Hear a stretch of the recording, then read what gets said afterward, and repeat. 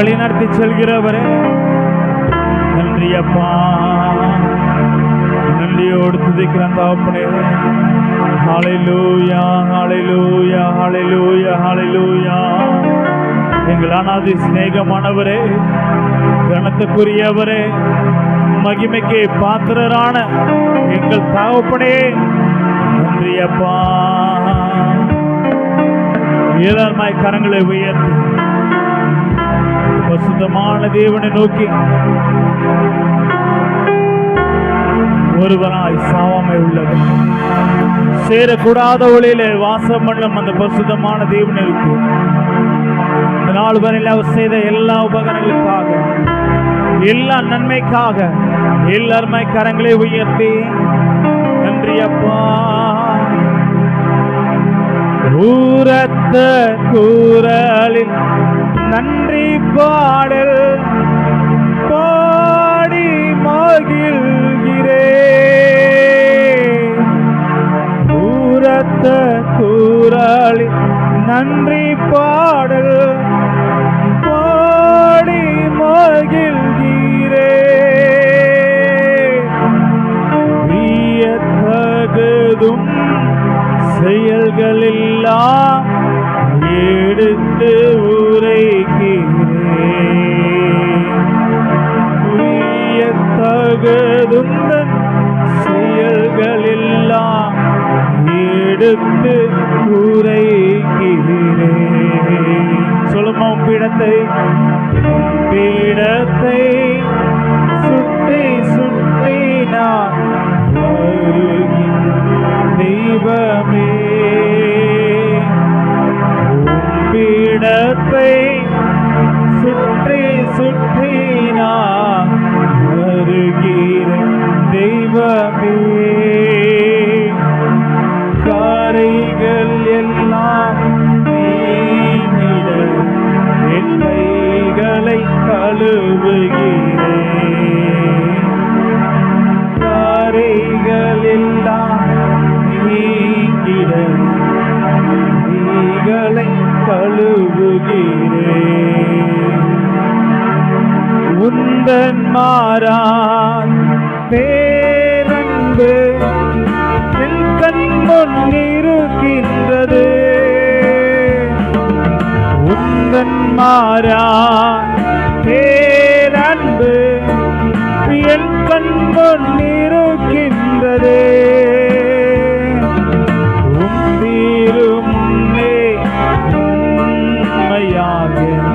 வாழ்ந்து வருகிறேன். உன் திருமுன்னே உண்மையாக வாழ்ந்து வருகிறேன். என் தெய்வமே இயேசுநாதா,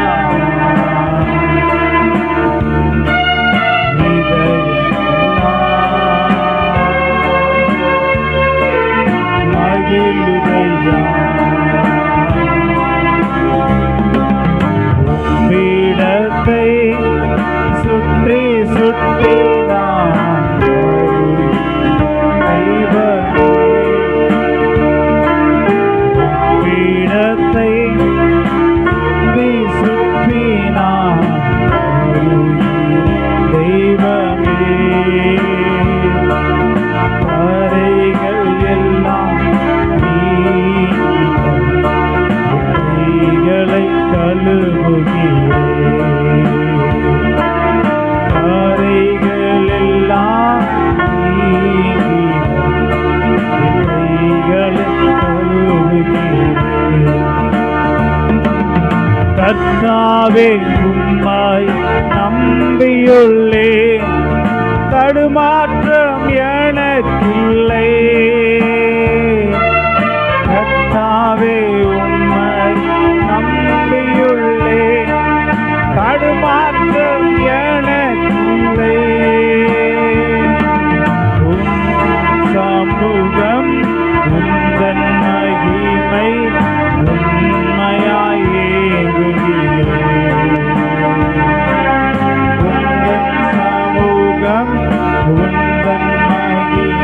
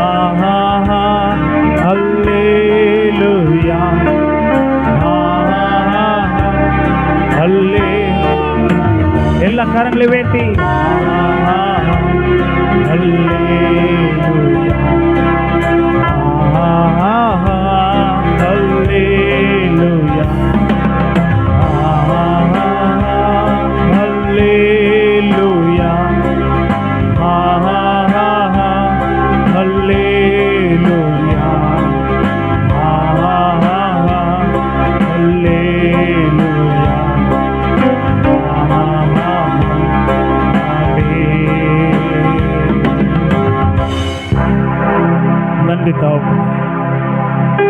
எங்கள் சர்வ வளமுள்ள தேவாதி தேவனை நன்றியோடு துதிக்கிறோம் தகப்பனே. எங்களை கடந்த நாட்கள் முழுவதும் கண்மணி போல பாதுகாத்து இந்த பசுத்தமான ஓய்வு நாளில் இந்த கால வேளையில் தகப்பனே உங்கள் சமூகத்தில் ஒரு மன்றாக கிருபைக்கு நன்றி. இவட்டுமா அசைவான தேவன் மீது ஒவ்வொரு பாதையும் கரங்களை போடுகிறேன்.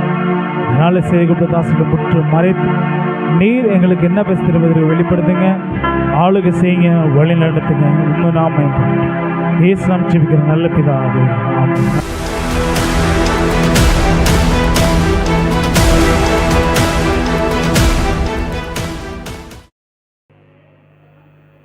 ஏழாவது சங்கீதத்தை நாம் ஒரு முறையை வாசிக்கலாம். கர்த்தரை துதியுங்கள், நம்முடைய தேவனை கீர்த்தனம் பண்ணுங்கிறது நல்லது, துதித்தலிலே இன்பமும் ஏற்றதுமாய் இருக்கிறது. இருதயம் நொறுங்குண்டவர்களை குணமாக்குகிறார், அவர்களுடைய காயங்களை கட்டுகிறார். நம்முடைய ஆண்டவர் பெரியவரும் மகா பலமுள்ளவருமாய் இருக்கிறார், அவருடைய அறிவு அளவில்லாதது. கர்த்தரை துதியுடன் பாடி கொண்டாடுங்கள், நம்முடைய தேவனை சுரமண்டலத்தால் கீர்த்தனம் பண்ணுங்கள்.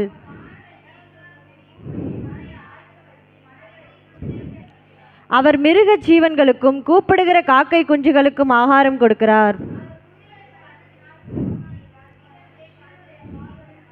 தமக்கு பயந்து தமது கிருபைக்கு காத்திருக்கிறவர்கள் மேல் கர்த்தர் பிரியமாய் இருக்கிறார். அவர் உன் வாசல்களின் தாழ்பால்களை பலப்படுத்தி உன்னிடத்தில் உள்ள உன் பிள்ளைகளை ஆசீர்வதிக்கிறார். அவர் தமது வார்த்தையை பூமியினாலே அனுப்புகிறார், அவருடைய சொல் மகா தீவிரமாய் சொல்லுகிறது. அவர் தமது கல்மழையை துணிக்கைகளாக அனுப்புகிறார், அவருடைய குளிருக்கு முன்பாக நிற்பவன் யார்?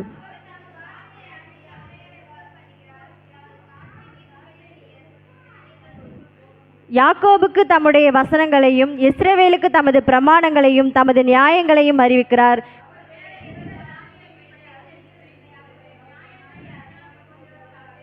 கடைசி வசனத்தை நம்ம எல்லாம் சேர்ந்து வாசிக்கலாம். அவர் வேறு எந்த ஜாதிக்கும் இப்படி செய்ததில்லை, அவருடைய நியாயங்களை அறியாமற் போகிறார்கள். அல்லேலுயா. நாம் அப்படியே அமரலாம். இந்த சங்கீதங்களின் புஸ்தகம் 147வது சங்கீதம் தாவீது பாடுகிற ஒரு சங்கீதமாய் நாம் பார்க்கிறோம். முதல் வசனத்தில் வாசிக்கிறோம், கர்த்தர் துதியுங்கள், நம்முடைய தேவனை கீர்த்தனம் பண்ணுங்கள், அது நல்லது, துதித்தலிலே இன்பமும் ஏற்றதுமாய் இருக்கிறது. அப்போது கர்த்தரை துதியுங்கள். அப்போ தாவீது என்ன பண்ணுறான்? 3 வேளையும் தேவனை என்ன பண்ணுறான்? அவருக்கு நேரம் கிடைக்கும் போதெல்லாம் என்ன பண்ணுறான்? தேவனை துதிக்கிறவனாய் காணப்படுகிறான் என்று நம்ம பார்க்கிறோம். அதான் கர்த்தரை துதியுங்கள், நம்முடைய தேவனை கீர்த்தனம் பண்ணுங்கள். நமக்கு நேரம் கிடைக்கும் போதெல்லாம் நாமளும் என்ன பண்ணணும்? தாவீதை மாதிரி ஆடி பாடி நம்ம தேவ சமூகத்தில் நம்ம துதிக்கும் போது அது நமக்கு இருதயத்துக்கு எப்படி இருக்கிறதா? இன்பமான ஒரு செயலாய் காணப்படுகிறது. எப்படிப்பட்ட கவலையிலையும் துன்பத்திலையும் நம்ம இருந்தாலோ நம்ம தேவனை ஆராதித்து அவரை துதித்து நம்ம கீர்த்தனம் பண்ணும்போது நம்முடைய இருதயம் எப்படி இருக்குதா? இன்பமான ஒரு மகிழ்ச்சியில் நம்ம என்ன பண்ணுவோம்? தேவனை துதித்து பாடும்போது நமக்கு அறியாமலே நம்ம தேவனை என்ன பண்ணுவோம்? மகிழ்ச்சியோடு நம்ம துதித்து ஆராதிக்கிற பிள்ளைகளாய் நாம் மாறுவோம். அதே மாதிரி 2வது வசனத்தில் பார்க்குறோம், கர்த்தர் எருசலேமை கட்டுகிறார், துரத்துண்ட இஸ்ரவேலை கூட்டி சேர்க்கிறார். கர்த்தர் எருசலேமை கட்டுகிறார் என்று நம்ம பார்க்கிறோம். அப்போ உடைந்து போகிற உள்ளங்கள், அப்போ கட்டுதல் அப்படின்னு ஆண்டவர் என்ன சொல்றாரு? எருசலேமை பார்த்து அப்போ உடைந்து போன அந்த இருதயத்தெல்லாம் தேவன் என்ன பண்றாராம்? கட்டுகிறாராம். 3வது வசனத்துல அதை குறித்தான காரியத்தை தான் நம்ம பார்க்கிறோம்.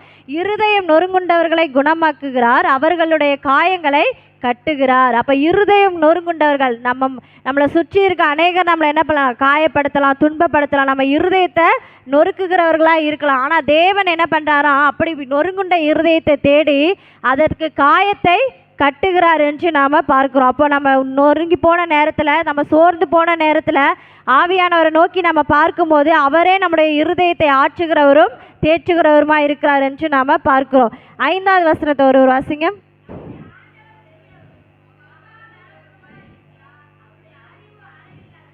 நம்முடைய ஆண்டவர் பெரியவரும், இந்த உலகத்திலே பெரியவர் யாருன்னா நம்மளை படைத்த ஆண்டவராகிய இயேசு கிறிஸ்து தான். இந்த உலகத்தில் அநேக ஆயிரம் பேர் அதிகாரிகள் நமக்கு அநேகர் கண்களுக்கு பெரியவர்களாக தெரியலாம். ஆனால் ஆவியானவர் தான் நமக்கு என்னதான் பெரியவர். கர்த்தர் நம்முடைய பலனாக இருக்கிறார். அவர் தான் நமக்கு பலனும் கீதமுமாக இருக்கிறார் என்று வசனம் சொல்லுகிறது. அப்போது நம்முடைய ஆண்டவர் பெரியவரும் மகா பலனுள்ளவருமாய் இருக்கிறார். ஒருவேளை நீங்கள் இந்த நாட்களில் சோர்வுள்ளவர்களாய் பலனற்று போன ஒரு சூழ்நிலை நீங்கள் காணப்படலாம். ஆனால் ஆவியானவர் எப்படி இருப்பாரா? மகா பலனுள்ளவராக இருக்கிறார். அப்படிப்பட்டவர் நமக்கு பலனை நிச்சயமாக என்ன பண்ணுவாராம்? தருவார் என்று நாம் பார்க்கிறோம். அவருடைய அறிவு எப்படிப்பட்டதாக இருந்ததா? அளவில்லாது இருந்தது. மனுஷனுடைய அறிவோ மனுஷனுடைய சிந்தனையோ இந்த உலகத்தில் என்னதான் வீண் என்று நாம் பார்க்கிறோம். ஆனால் ஆவியானவருடைய அறிவு எப்படிப்பட்டதா? அளவில்லாதது. அளவில்லாததுன்னா நம்மளால் அளக்கவே முடியாது, மெஷர்மெண்ட் பண்ணி நம்மளால் பார்க்கவே முடியாது. அப்படிப்பட்டதான அறிவை உடையவர் ஆவியானவர். அப்போ நம்ம எந்த காரியத்தை குறித்து நம்ம இந்த உலகத்தில் செயல்பட்டாலும் அது ஆவியானவருடைய விருப்பம் இருக்கா, அவருடைய சித்தம் இருக்கா என்று நம்ம என்ன பண்ணணும்? அவர் சமூகத்தில் பொறுமையோடு நம்ம காத்திருக்கும் போது தேவன் நம்மளை இன்னும் அதிகமாக என்ன பண்ணுவாரா? ஆசீர்வதிக்கிறார் என்று நம்ம பார்க்கிறோம். அப்போ அப்படிப்பட்டதான அறிவு, ஞானம், அப்போ நம்ம கொடுக்குற அறிவுலாம் யாரு தானா? ஆவியானவர், ஞானம் தான். அப்போ கர்த்தருக்கு நம்ம பயப்படும் போது தான் அந்த ஞானமானது நமக்குள்ளே என்ன பண்ணும்? தோன்றும். அதனால தான் ஆவியானவர் சொல்கிறாரு, நம்முடைய ஆண்டவர் பெரியவரும் மகா பலனுள்ளவருமாய் இருக்கிறார். அவருடைய அறிவு எப்படிப்பட்டதுன்னா அளவில்லாதது என்று நாம் பார்க்கிறோம். கர்த்தர் சாந்த குணமுள்ளவர்களை உயர்த்துகிறார், துன்மார்க்கரை தரை மட்டும் தாழ்த்துகிறார். நம்ம பார்க்கலாம், துன்மார்க்கர் என்ன பண்ணுவாங்க? வீணான பேச்சுகளை பேசுவாங்க, வீணான வார்த்தைகள்னால மற்றவங்களை என்ன பண்ணுவாங்க? கஷ்டப்படுத்துவாங்க. ஆனால் கர்த்தருடைய பிள்ளைகளாக இருக்கிற நாம் எப்படி இருக்கணுமா? சாந்த குணமுள்ளவர்களாய் நாம் இந்த பூமியில் காணப்பட வேண்டும். ஏன்னா சாந்த குணமுள்ளவர்கள் இந்த பூமியை சுதந்திரத்தில் கொள்வார்கள் என்று வசனம் சொல்லுகிறார். அதே மாதிரி இந்த 6வது வசனத்தில் நம்ம வாசிக்கிறோம், கர்த்தர் சாந்த குணமுள்ளவர்களை தான் என்ன பண்ணுவாராம்? உயர்த்துவாராம். நாமளும் என்ன பண்ணக்கூடாது? துன்மார்க்கனுக்கு ஈக்குவலாக நாமளும் என்ன பண்ணக்கூடாது? உனக்கு தான் பேச தெரியுமா, எனக்கு பேச தெரியும், நம்ம என்ன பண்ணக்கூடாது? நம்மளுடைய சத்தத்தை உயர்த்தி நம்ம கட்டக்கூடாது. நம்ம எப்போ தாழ்மையாக போகிறோமோ அப்போல்லாம் தேவன் நம்மளை என்ன பண்ணுவாராம்? உயர்த்துகிறார் என்று நாம் பார்க்கிறோம். கர்த்தர் சாந்த குணமுள்ளவர்களை தான் உயர்த்துகிறாராம். அப்புறம் துன்மார்க்கரை என்ன பண்ணுறா? தரை மட்டும் அவர் தாழ்த்துகிறார். அப்போ மேட்டிமையான எண்ணங்கள் நம்ம இடத்துல உண்டா என்று நம்ம என்ன பண்ணணும்? நம்மளை ஒரு நாள் நம்ம ஆராய்ந்து பார்க்கணும். ஒரு விஷயம், ஒரு 5 நிமிஷம் நம்ம என்ன பண்ணணும்? இன்றைக்கி நம்ம என்ன பண்ணோம், இந்த காலை முதல் நம்ம இரவு வரைக்கும் நம்மளுடைய வாழ்க்கையில் இந்த நாளை குறித்து நம்ம என்ன பண்ணோம், நம்ம யார் மனதை என்ன பண்ணோம்? புண்படுத்தியிருக்கோமா, இல்லை யாரையாவது நம்ம என்ன பண்ணோம்? தரை மட்டும் தாழ்த்தி நம்ம பேசியிருக்கிறோமா அப்படின்னு நம்ம என்ன பண்ணக்கூடாது? யாரையும் தாழ்த்தி பேசுகிறதுக்கு நமக்கு ஆண்டவர் அதிகாரம் கொடுக்கல. அதனால தான் துன்மார்க்கரை மாதிரி நாம் இல்லாதபடிக்கு சாந்த குணமுள்ளவர்களாக இந்த பூமியில் நாம் காணப்பட வேண்டும். அப்படிப்பட்டவர்கள் பூமியை சுதந்திரித்து கொள்ளுகிறார் என்று நாம் பார்க்கிறோம். 7வது வசனத்தில் வாசிக்கிறோம், கர்த்தரை துதியுடன் பாடி கொண்டாடுங்கள், நம்முடைய தேவனை சுரமண்டலத்தால் கீர்த்தனம் பண்ணுங்கள். அப்போது கர்த்தரை நம்ம என்ன பண்ணுமா? துதித்தலோடு, சும்மா வெறுமனே நம்ம நம்ம ஜெபம் மட்டும் பண்ணிவிட்டு நம்ம முடித்தோம் அப்படின்னா தேவன் நமக்கு ஒரு ஆறுதல், நம்மளுடைய இருதயத்திற்கு ஒரு சமாதானத்தை பெற முடியாது. ஆனால் தேவ சமூகத்தில் நம்ம எவ்வளோ நேரம் நம்ம காத்திருக்கிறோமோ அவ்வளவும் நமக்கு என்ன தான்? ஆசீர்வாதம் தான். அப்போ தான் என்ன பண்ணுறாரு? அவன் என்ன பண்ணுறாரு? பாடி கீர்த்தனம் பண்ணுகிறார் தாவீது. அப்போ நாமளும் தேவனை துதித்து ஆராதித்து நம்ம பாடி கீர்த்தனம் பண்ணும்போது நம்மளை தேவன் எப்படி பண்ணுவாரா? உயர்த்தி இந்த உலகத்தில் இருப்பவர்களை பார்க்க நம்மளை என்ன பண்ணுவார்? அநேக கண்களுக்கு முன்பாக நம்மளை உயர்த்தி வைக்கிறார் என்று நாம் பார்க்கிறோம். 8வது வசனத்தை வாசிக்கலாம்.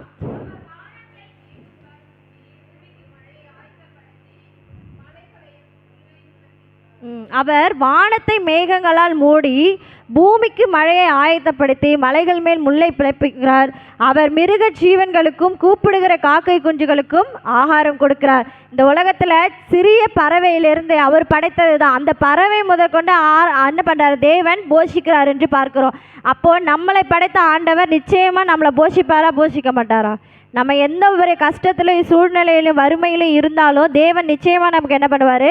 போஷிக்கிறார் என்று நம்ம பார்க்கிறோம். ஏன்னா மிருக ஜீவன்களையும் ஊரும் பிராணிகளையும் தேவன் என்ன பண்ணுறாராம்? போஷிக்கிறாராம். அப்போது நம்மளையும் என்ன பண்ணுவார்? நம்ம கர்த்தரை தேடும் போது வசனம் சொல்லுங்க இல்லையா, சிங்கக்குட்டிகள் என்ன அது தாழ்ச்சியடைந்து பட்டினியாக இருக்குமா, ஆனால் கர்த்தரை தேடுகிறவர்களுக்கும் ஒரு நன்மையும் குறைபடாது. அப்போ நம்ம கர்த்தரை தேடுகிற பிள்ளைகளாய் நாம் காணப்படும் போது தேவன் நமக்கு நிச்சயமாக என்ன பண்ணுவார்? நம்மளை போஷிக்கிறார். நம்ம ஒரு நாளும் அப்பத்துக்கும் தண்ணீருக்கும் நம்ம என்ன பண்ணுவதில்லை?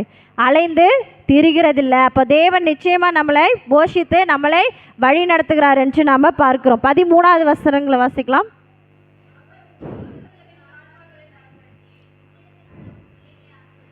அவர் உன் வாசல்களின் தாழ்பால்களை பலப்படுத்தி உன்னிடத்தில் உள்ள உன் பிள்ளைகளை ஆசீர்வதிக்கிறார். உன் வாசல்களின் தாழ்பால்கள் நம்மளுடைய எல்லை, நம்ம வீட்டின் வாசப்படியில் அந்த தாழ்பாலைகளை தேவன் என்ன பண்ணுறாரு, நம்ம வீட்டுக்குள்ளே என்ன நடக்குது, என்ன பிரச்சனை, நம்ம வீட்டில் ஒரு குடும்பத்தில் சமாதானம் இல்லை, பிரச்சனை போராட்டமாக வந்துட்டு இருக்கு அப்படின்னாலும் தேவன் என்ன பண்ண நம்மளை பலப்படுத்துகிறார் என்று நாம் பார்க்கிறோம். உன்னிடத்தில் உள்ள உன் பிள்ளைகளையும் தேவன் என்ன பண்ணுகிறாராம், ஆசீர்வதிக்கிறார். அப்போ நம்மளுடைய தலைமுறையும் தேவன் என்ன பண்ணுகிறார், நிச்சயமாக அறிந்திருக்கிறார் இல்லையா. நம்மளுடைய தலைமுறைக்கு என்ன பண்ணுவார், சந்ததியை ஆசீர்வதிக்கிறார் என்று நாம் பார்க்கிறோம். அப்போது உன்னுடைய பிள்ளைகளையும் என்ன பண்ணுறார், அவர் ஆசீர்வதிக்கிறார். உன் பிள்ளைகள் உன் பந்தியை சுற்றிலும் எப்படி இருப்பார்களா, ஒளிவ மர கன்றுகளைப் போல இருப்பார்கள். அப்போ தேவன் கொடுத்த வாக்கு என்றைக்குமே என்னது, மாறாது. அப்போ தேவன் கொடுத்த வாக்கு தத்தத்தை நம்ம என்ன பண்ணணுமா, இறுகமாக பிடிச்சு கொண்டு அந்த வார்த்தையை நம்ம சொல்லி சொல்லி ஜெபிக்கும் போது தேவன் நிச்சயமாக நம்முடைய வாழ்க்கையில் என்ன பண்ணுவார், அற்புதங்களையும் அதிசயங்களையும் காணப்படுவார். நமக்கு எட்டாவதும் அறியாததுமான காரியங்களை கூட தேவன் நம்முடைய வாழ்க்கையில் என்ன பண்ணுவார், நிச்சயமாய் செய்வார் என்று நாம் பார்க்கிறோம். அவர் உன் எல்லைகளை சமாதானம் உள்ளவைகளாக்கி உச்சிதமான கோதுமையினால் உன்னை திருப்தியாக்குகிறார். அவர் தமது வார்த்தையை பூமியிலே அனுப்புகிறார். அவருடைய சொல் எப்படிப்பட்டதாக இருக்குமா, தீவிரமானதாக இருக்குது, மகா தீவிரமாக இருக்குதான். அப்போ உன் எல்லைகளை சமாதானம், உன்னுடைய வீட்டில் உன்னோட சுற்றி இருக்கிற உன் எல்லைகளில் பிரச்சனை போராட்டம் அப்படின்னு நீங்கள் என்ன பண்ணக்கூடாது, சோர்ந்து போய் பலனற்று நீங்கள் என்ன பண்ணிடக்கூடாது, உட்கார்ந்துடக்கூடாது. அதனால வசனம் சொல்லுது, அவர் உன் எல்லைகளை சமாதானம் உள்ளவைகளாக்கி உச்சிமையான என்ன கோதுமையினால் உன்னை திருப்தியாக்குகிறார் என்று நாம் பார்க்கிறோம். 18வது வசனத்தை வாசிங்க.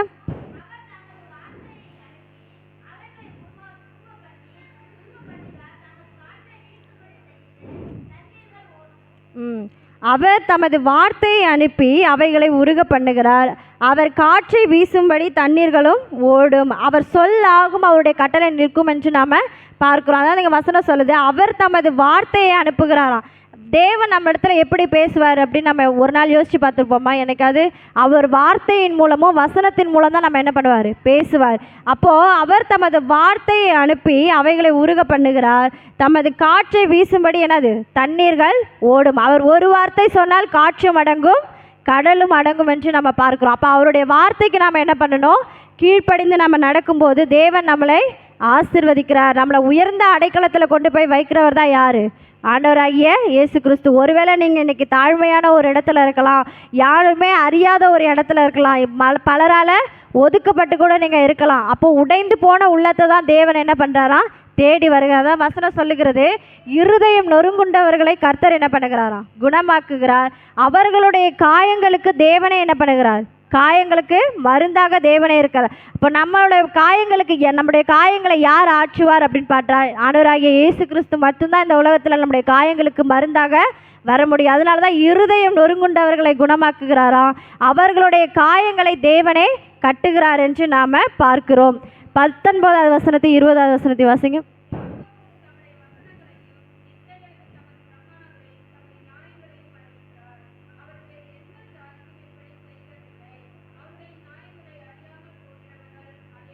ஆமென். நம்ம பார்க்குறோம், யாக்கோபுக்கு தம்முடைய வசனங்களையும் இஸ்ரவேலுக்கு தமது பிரமாணங்களையும் தமது நியாயங்களையும் அவர் அறிவிக்கிறார். நாமெல்லாம் யாருடைய சன்னதி, ஆபிரகாமோட சன்னதி. ஆபிரகாமின் தேவன், ஈசாக்கின் தேவன், யாக்கோபின் தேவன் என்று நம்ம பார்க்கோம். அப்போ அவருடைய சன்னதியில் வந்த நாம யாக்கோபுக்கு தம்முடைய வசனங்களையும் இஸ்ரவேல் ஜனங்களையே தேவன் தேர்ந்தெடுத்தார் தெரியுமா? அவர்கள் எவ்வளோதான் தேவனுடைய வார்த்தைக்கு கீழ்ப்படியாமல் போனாலும் ஏன் தேவன் இஸ்ரவேல் ஜனங்களை தேர்ந்தெடுத்து அந்த ஜனங்களை அந்த அடிமைத்தனத்திலேருந்து மீட்டெடுத்தார்னா, தேவன் இஸ்ரவேலை இன்னும் அதிகமாக நேசித்ததுனால தான். அவர் இஸ்ரவேலை ஆசீர்வதிப்பதில் தான் என்ன பண்ணார், பிரியமாக இருக்கிறார் என்று நாம் பார்க்கிறோம். அதனால தான் யாக்கோபுக்கு தம்முடைய வசனங்களையும் இஸ்ரவேலுக்கு தமது பிரமாணங்களையும் தமது நியாயங்களையும் அவர் என்ன பண்ணாராம், கற்றுக் கொடுக்கிறாராம். அவர் வேறு எந்த ஜாதிக்கும் இப்படி செய்ததில்லை. ஆனால் நம்முடைய தேவன் பாரபட்சம் பார்க்காத தேவன் என்று நம்ம எல்லாருக்குமே தெரியும்.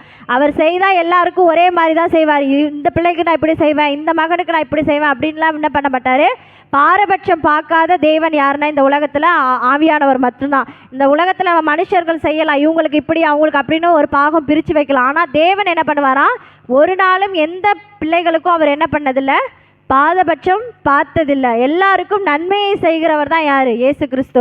அப்படி தான் அவர் என்ன பண்ணுறாரா, இஸ்ரவேல் ஜனங்களை அந்த வனாந்தரத்தில் நடத்தி வரும்போது அந்த ஜனங்களுக்கு என்ன தேவை, அவர்கள் என்ன பண்ணாங்க, வணங்கா கழுத்துடைய ஜனங்களாக இருந்தார்கள் என்று நாம் பார்க்குறோம். ஆனால் தேவனுடைய வார்த்தைக்கு அவர்கள் கீழ்ப்படியலை, தேவனுடைய வசனத்துக்கு அவர்கள் கீழ்ப்படியலை. ஆனால் அவர்கள் இஷ்டத்துக்கு அவங்க என்ன பண்ணாங்க, போனாங்க.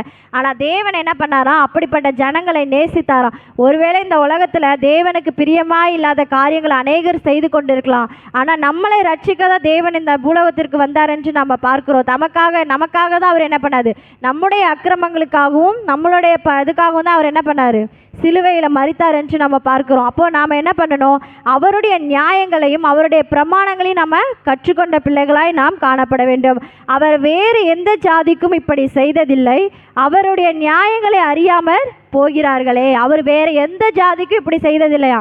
ஆனால் இஸ்ரவேல் ஜனங்களை அவர் என்ன பண்ணார், ரொம்ப நேசித்ததுனால தான் அந்த அடிமைத்தனத்திலிருந்து அவர்களை மீட்டெடுக்கணும்னு என்ன பண்ணார், மிகவும் அவர் என்னவா இருந்தார், ஆசையாக இருந்தார். அந்த ஜனங்களை ரொம்பவும் நேசித்தார். அதே மாதிரி தான் நம்மளிடத்துல தேவன் என்னத்தை எதிர்பார்க்குறாருன்னா, தேவன் நம்மக்கிட்ட அன்பு செலுத்தும் போது நாமளும் என்ன பண்ணணும், நம்மளுடைய அன்பை வீணான இடத்துல நம்ம செலுத்துகிறோன்னா அது மாயை தான். ஆண்டவரே சொல்றாரு, இந்த உலகத்தில் எல்லாமே மாயை மாயை மாயை என்று நம்ம பார்க்குறோம். அப்போ அந்த வாழும் கொஞ்ச காலம், அந்த காலத்துலேயும் நம்ம என்ன பண்ணணுமா, அந்த ஆவியானவரை நம்ம நேசித்து அவரிடத்துல நம்ம அன்பு செலுத்தினோமானால் தேவன் நம்மளை என்ன பண்ணுவாராம், அநேக ஜாதிகள்லேருந்து நம்மளை ஏன் தேவன் பிரித்து எடுத்திருக்கார். நம்ம இன்றைக்கி இந்த ஆலயத்துக்கு வந்திருக்கோம், இந்த ஓய்வுனால நம்ம தேவனை ஆசரிக்க இந்த இடத்துக்கு நம்ம வந்திருக்கோம் அப்படின்னா தேவன் நம்மளை தெரிந்து கொண்டதனால் மாத்திரம்தான். நாமெல்லாம் தேவனால் தெரிந்து கொள்ளப்பட்ட ஒரு பாத்திரமாக நம்ம இருக்கிறதுனால நம்ம தேவனை என்ன பண்ணணும், அனுதினமும் ஆராதிக்கிறவர்களாய் நாம் இருக்கணும். அதனால தான் இங்கே தாவீது சங்கீதக்காரன் என்ன சொல்கிறான்னா, தேவனை சுரமண்டலத்தாலும் வீணையோடும் அவர் என்ன பண்ணணுமா, துதிக்கணுமா. அப்போது நம்ம பார்க்குறோம், ஃபஸ்ட்டு வசனத்தில் வாசிச்சோம் இல்லையா, கர்த்தரை துதியுங்கள், நம்முடைய தேவனை கீர்த்தனம் பண்ணுங்கள், துதித்தலை இன்பமும் ஏற்றதுமாய் இருக்கிறது. அப்போ துதிக்கு பாத்திரர் யார், ஆவியானவர் தான். அப்போ நம்ம எப்போல்லாம் நமக்கு நேரம் கிடைக்கும் போதெல்லாம் நம்ம ஆண்டவரை துதிக்கிறோமோ அப்போல்லாம் நம்மளுடைய இருதயத்துக்குள்ள ஒரு சமாதானத்தையும் சந்தோஷத்தையும், நம்ம குடும்பத்துக்குள்ள ஒரு சமாதானத்தையும் சந்தோஷத்தையும், மற்ற இடத்துல நமக்கு என்ன ஒரு பிரச்சனை போராட்டங்கள் இருந்தாலுமே அந்த இடத்துல ஒரு சமாதானத்தை தேவன் நமக்கு கட்டளையிடுகிறார் என்று நாம் பார்க்கிறோம். அதனால தான் என்ன பண்ணோம், நம்ம தமக்கு பயந்து தமது கிருபைக்கு காத்திருக்கிறவர்கள் மேல் கர்த்தர் பிரியமாயிருக்கிறார். அப்போ நம்ம யாருக்கு காத்திருக்கணுமா, தேவனுக்கு பயந்து அவர் சமூகத்தில் நாம் காத்திருக்கணுமா. தாவீது என்ன பண்ணுறான், என்னதான் அவன் ஆடு மேய்த்து கொண்டு இருந்தாலுமே அவனுடைய இருதயம்லாம் எங்கே இருக்குது, தேவனுடைய அந்த தேவனை மட்டும்தான் அவன் என்ன பண்ணான், சிந்தித்து கொண்டு தேவனை துதித்து கொண்டு இருக்கிறான். அப்போ நாமளும் என்ன பண்ணணும், தேவனை துதித்து கொண்டு இருக்கும்போது அவருடைய கிருபை நமக்கு என்ன பண்ண கிடைக்கும். அதனால தான் எங்கள் ஆண்டவர் சொல்றாரு, தமது கிருபைக்கு காத்திருக்கிறவர்கள் மேல் கர்த்தர் பிரியமாய் இருக்கிறார். அப்போ அவருடைய கிருபைக்கு நாம் காத்திருந்தோமானால் தேவன் நம்மளை நேசிக்கிற ஒரு பிள்ளைகளாய் நம்ம என்ன பண்ணுவோம், காணப்படுவோம். அப்போ மேட்டிமையான எண்ணங்கள் நம்ம இடத்துல இருக்கக்கூடாது. இன்னொன்று, துன்மார்க்கரை என்ன பண்ணக்கூடாது, உட்கார இடத்துல நம்ம உட்காரக்கூடாது. துன்மார்க்கருக்கு ஈக்குவலாக நம்ம என்ன பண்ணக்கூடாது, ஒரு நாளும் நம்ம நடந்துக்கக்கூடாது. அவர்கள் பேசினா பேசிட்டு போட்டோம், அதான் நமக்காக யுத்தம் பண்ணுறதுக்கு ஆவியானவர் இருக்கார். அதனால நாம் என்ன பண்ணக்கூடாது, பழி வாங்கக்கூடாது. ஆவியானவர் சொல்கிறாரு, பழி வாங்குதல் எனக்குரியது, நீங்களே என்ன பண்ணுங்க, சும்மா இருக்க தான் நம்ம ஆண்டவர் சொல்கிறாரு.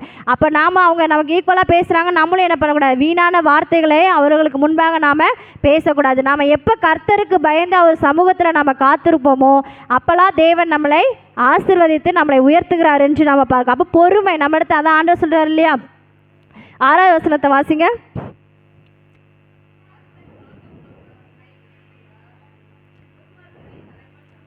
கர்த்தர் சாந்த குணமுள்ளவர்களை தான் உயர்த்துகிறாராம். அப்போ பொறுமை நம்ம இடத்துல இருந்தாலே அந்த பொறுமைக்கு இன்னொரு அர்த்தம் என்னென்னா சாந்தம் தான். அப்போ நம்ம பொறுமையாக காணப்பட்டோம் அப்படின்னா சாந்தமானது ஆட்டோமேட்டிக்காக நமக்குள்ளே வந்துடும். அப்போ நம்ம என்ன பண்ணுவோம், சாந்தமாக நம்ம தேவ சமூகத்தில் நாம் காத்திருக்கணும். அப்படி சாந்த குணமுள்ளவர்களாக தேவன் உயர்த்துகிறார், அவர்கள் தான் பூமியை சுதந்திரித்து கொள்ளுகிறார்கள். அப்போ நம்ம தேவனுடைய இருதயத்திற்கு ஏற்ற பிள்ளைகளாய் நாம் வாழ வேண்டும் என்றால் தேவனுக்கு பிரியமான காரியங்களை நம்ம செய்யணும், தேவனுக்கு பிரியமான பாதையில் நாம் நடக்கணும். அப்போ தான் தேவன் நம்மளை இன்னும் என்ன பண்ணுவார், அநேக ஜாதிகளுக்கு முன்பாக நம்மளை என்ன பண்ணுவார், உயர்த்துவார். நம்ம என்ன பண்ணுவோம், நம்மளை எல்லா ஜனங்களுக்கு முன்பாகவும் நம்மளை என்ன பண்ணுவார், ஒரு சாட்சியாய் தேவன் என்ன பண்ணுவார், நிறுத்துவார். அப்போ நாம் என்ன பொறுமையோடு காத்திருக்கணும், அதான் இந்த சாந்த குணத்தோடு நாம் காத்திருக்கணும். அதனால தான் இங்கே சங்கீதக்காரன் சொல்கிறார், நான் சாந்த குணத்தோடு காத்திருந்ததுனால தான் தேவன் என்ன பண்ண அவனை இருதயத்திற்கேற்றவன் என்று பெயர் சொல்லி அழைக்கிறார் என்று நம்ம பார்க்க. அப்போ நாமளும் தேவனுக்கு பிரியமாக தேவனுடைய இருதயத்திற்கு ஏற்றவன் என் மகள், என் தேவனுக்கு இருதயத்திற்கு ஏற்ற என் மகன் அப்படின்னு தேவன் இடத்துல நம்ம பேர் பெற வேண்டும் என்றால் நாமளும் எப்படி இருக்கணும்? இந்த தாவீது பாரி நாமளும் என்ன பண்ணணும்? சங்கீதக்காரன் சொல்வது மாதிரி சாந்த குணமுடையவர்களாய் பொறுமையுடையவர்களாய் இந்த சமூகத்தில் நம்ம என்ன பண்ணணும்? தேவ சமூகத்தில் பொறுமையாக நாம் காத்திருந்து நமக்கு என்ன ஆசீர்வாதத்தை தேவன் வைத்திருக்கிறாரோ அந்த ஆசீர்வாதத்தை நாம் பெற்றுக்கொள்ள வேண்டும். அதனால தான் ஆவியானவரை தாவீது என்ன பண்ணா? துதிக்கிறான். நேரம் கிடைக்கும் போதெல்லாம் அவன் துதிக்கிறான். நாம் அப்படி இருக்கோமா? இல்லை. நம்ம ஒரு விஷயம் நம்ம என்ன பண்ணணும்? நம்ம இருதயத்தை நம்ம தேவ சமூகத்தில் சாய்த்து நமக்கு எப்போல்லாம் நேரம் கிடைக்குதோ அப்போல்லாம் நம்ம என்ன பண்ணணுமா? தேவனை துதிக்கணும். அதனால தான் தாவீது ஆண்டவர் என்ன பண்ண? உயர்ந்த அடைக்கலத்தில் அநேக கண்களுக்கு முன்பாக ராஜாவாய் நிறுத்தினார் என்று பார்க்கிறோம். அப்போ நாமளும் அநேகத்துக்கு அதிகரியாக மாறணும் அப்படின்னா நம்ம தேவன் என்ன பண்ணணும்? இருதயத்துக்கு ஏற்ற பிள்ளைகளாய் நாம் மாற வேண்டும். நம் கேட்ட வார்த்தைகளுக்காக நாம் கண்களை மூடி நாம் ஜெபிக்கலாம். பரிசுத்தமுள்ள நல்ல தகப்பனே, மே நன்றியோடு துதிக்கிறோம். ஆவியானவரே, நீர் கொடுத்த இந்த வார்த்தைக்காக நாங்கள் நன்றி செலுத்துகிறோம் தகப்பனே. அப்பா, அந்த சங்கீதக்காரன் சொல்வது போல தகப்பனே, உம்மை பாடி கீர்த்தனம் பண்ணுவதற்கு ஆண்டவரே எங்களுக்கு நீர் கொடுத்த இருதயத்திற்கு நாங்கள் நன்றி செலுத்துகிறோம் தகப்பனே. அப்பா, நாங்கள் இந்த உலகத்தில் ஆண்டவரை பொறுமையோடும் சாந்த குணமுடையவர்களாய் காணப்பட தகப்பனே நீர் எங்களுக்கு உதவி செய்யும்படியாய் நாங்கள் செபிக்கிறோம். அநேகர் எங்களுக்கு முன்பாக எழும்பலாம் தகப்பனே. ஆவியானவர் நீர் எங்களோடு கூட இருக்கும்போது ஆண்டவரே எங்களுக்கு ஒரு தீங்கும் ஆண்டவரை நாங்கள் காண மாட்டோம் என்று நாங்கள் அறிகிறோம் தகப்பனே. அப்படியே ஆண்டவரே நீர் எல்லாவற்றையும் அறிந்திருக்கிறீர். உம்முடைய வார்த்தையை கொண்டு எங்களோடு நீர் பேசுகிறீர் ஆண்டவரே. அதற்காக நாங்கள் நன்றி செலுத்துகிறோம் தகப்பனே. உம்முடைய வசனத்தின் மூலமும் வார்த்தையின் மூலம் ஆண்டவரே நீர் பேசுகின்ற ஒவ்வொரு வார்த்தைகளையும் ஆண்டவரே நாங்கள் பிடித்துக்கொண்டு அந்த பாதையில் நடக்க தகப்பனே நீர் உதவி செய்ய போகிறதுக்காக நாங்கள் நன்றி செலுத்துகிறோம் ஆண்டவரே. இந்த தாவீதை போல ஆண்டவரே உம்முடைய இருதயத்திற்கு ஏற்றவன் என்று நான் பெயர் பெறுவதற்கு என்ன செய்ய வேண்டும் என்று ஆண்டவரே ஒவ்வொரு நாளும் ஆண்டவரே உம்முடைய சமூகத்தில் நாங்கள் காத்திருக்கிறோம் தகப்பனே. ஆண்டவரே அதற்கு நீர் பதில் கொடுக்க முன்பாய் நாங்கள் நன்றி செலுத்துகிறோம் ஆண்டவரே. இஸ்ரவேலை ஆசீர்வதிப்பதே பிரியம் என்று சொன்ன தேவன் அப்படியே ஆண்டவரே எங்களை இஸ்ரவேலை ஆசீர்வதித்தது போல எங்களையும் ஆண்டவரை தெரிந்து கொண்டீரே தகப்பனே. இந்த உலகத்தில் இருந்து எங்களை வேறு பிரித்திரே அதற்காக நன்றி செலுத்துகிறோம் தகப்பனே. அப்போ அந்த உலகத்தின் காரியங்கள் உலகத்தின் இச்சைகள் எல்லாவற்றிலும் இருந்து தகப்பனே எங்களை நீர் வேறு பிரித்ததுக்காக நன்றி செலுத்துகிறோம். உம்மை ஆராதிக்க உம்மை துதிக்க ஆண்டவரே உம்மை சமூகத்தில் நாங்கள் கூடி வந்த நல்ல கிருபைக்காகவும் நாங்கள் நன்றி செலுத்துகிறோம் தகப்பனே. இந்த நாட்களிலும் கூட ஆண்டவரே இந்த ஓய்வு நாளில் ஆண்டவரே நீர் ஒவ்வொருவரையும் ஆசீர்வதிக்க வேண்டுமாய் நாங்கள் செபிக்கிறோம் தகப்பனே. ஆண்டவரே இன்னும் வர தடைப்பட்டிருக்கிற ஒவ்வொரு ஆத்துமாக்களையும் நீர் கூட்டிக் கொண்டு வந்து சேர்க்க போகிற நல்ல கிருபைக்காக நாங்கள் நன்றி செலுத்துகிறோம். உம்முடைய கிருபை எங்களோடு கூட இருந்து எங்களை வழிநடத்திட்டோம் தகப்பனே. ஆண்டவரே அப்பா, இன்னும் வராதவர்களை தகப்பனே நீர் கூட்டிக் கொண்டு வந்து சேருங்க தகப்பனே. இன்னும் மீதம் இருக்கிற பகுதியை கூட தகப்பனே உம்முடைய கருத்தில் நாங்கள் ஒப்பு கொடுக்கிறோம் ஆண்டவரே. நாங்கள் வந்தவர்கள் ஆண்டவரே வந்த வண்ணமாய் திரும்பி போகாமல் தகப்பனே உம்முடைய நிறைவான ஆசீர்வாதத்தை பெற்றுக்கொண்டவர்களாக இந்த இடத்தை விட்டு கடந்து செல்ல தகப்பனே நீர் உதவி செய்ய போகிறதுக்காக நாங்கள் நன்றி செலுத்துகிறோம். நீரை வழி செய்யும் எங்களை ஆண்டவரே அப்பா எங்களுக்கு துணையும் கேடகமாய் இருந்து எங்களை வழிநடத்த போகிற நல்ல கிருபைக்காக நாங்கள் நன்றி செலுத்துகிறோம். உடைய கரம் கூட அந்த வழி நடத்தட்டும். ஆசீர்வதிங்க, பலப்படுத்துங்க. இயேசு கிறிஸ்துவின் நாமத்தின் மூலம் ஜெபிக்கிறோம் ஜெபங்களும் ஜீவனுள்ள நல்ல பிதாவே, ஆமென்.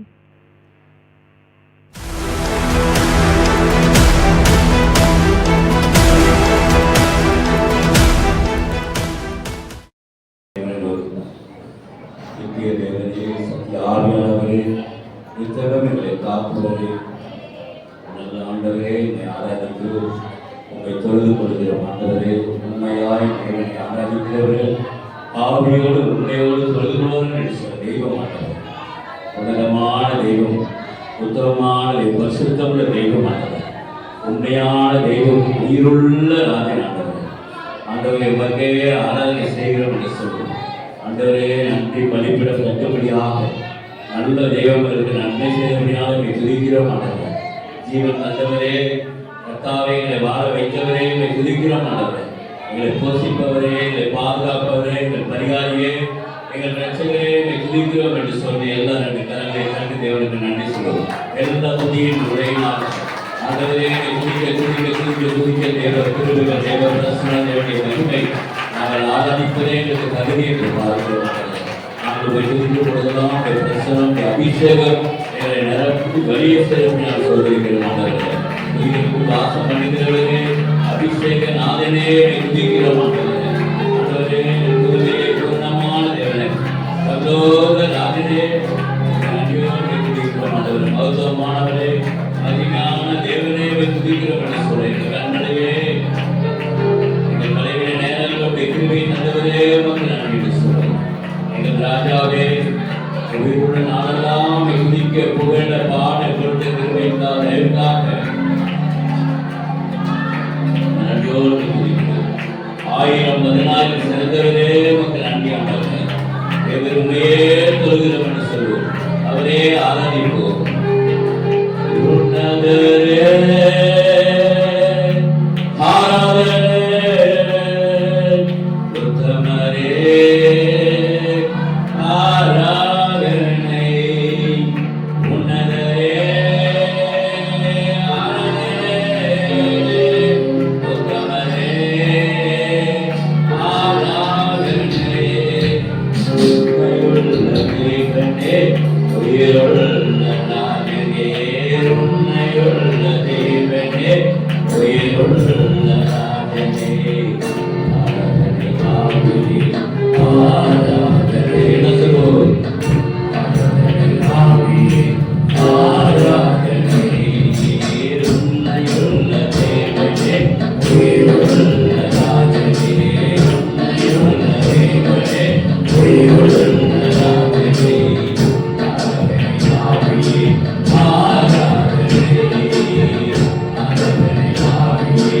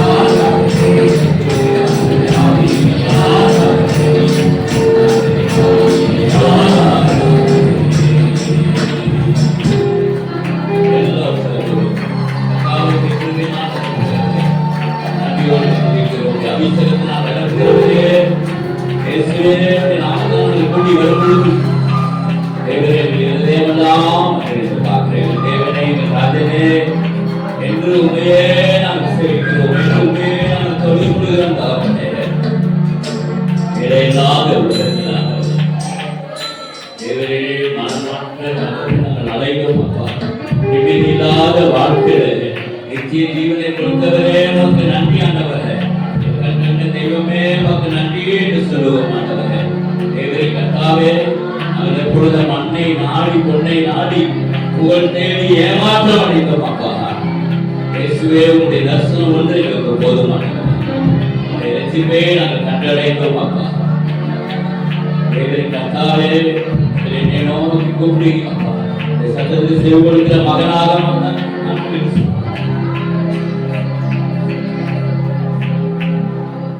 நாங்கள் உண்மையே இந்த உலகத்தை வெறுத்து துன்ப பாதை சென்று நாங்கள் இந்த உலகத்தில் ஆண்டவரே பலனற்று போன வேலையில நீங்கள் பலனாக எங்களுக்கு தந்தவரே மக்கள் நன்றி என்று சொல்லி அவரே துதிப்போம், அவரே நோக்கி காண்போம். இயேசுவே என்று சொன்னது ஓடி வந்து அரவணைக்கிற தெய்வத்தை நோக்கி பார்க்கிறோம். எங்கள் தேவனே, எல்லாரும் கண்ணில் வைத்து எங்கள் ராஜனே சேமிப்போ இயேசுவே உம் நாமத்தினால் எல்லாம் சொல்லுவோம். யாவருக்கு நன்றி கொள்ள இதயத்தோடு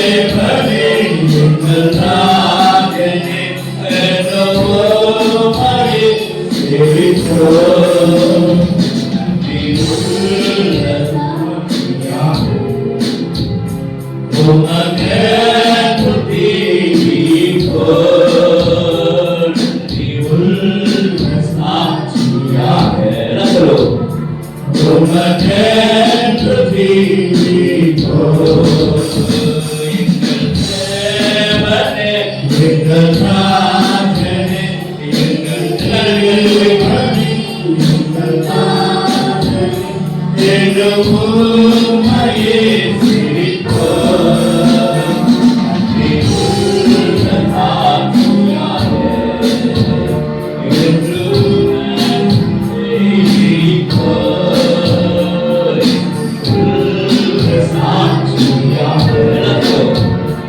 உமக்கென்று தீவிப்போம். எங்கள் தேவனே, எங்கள்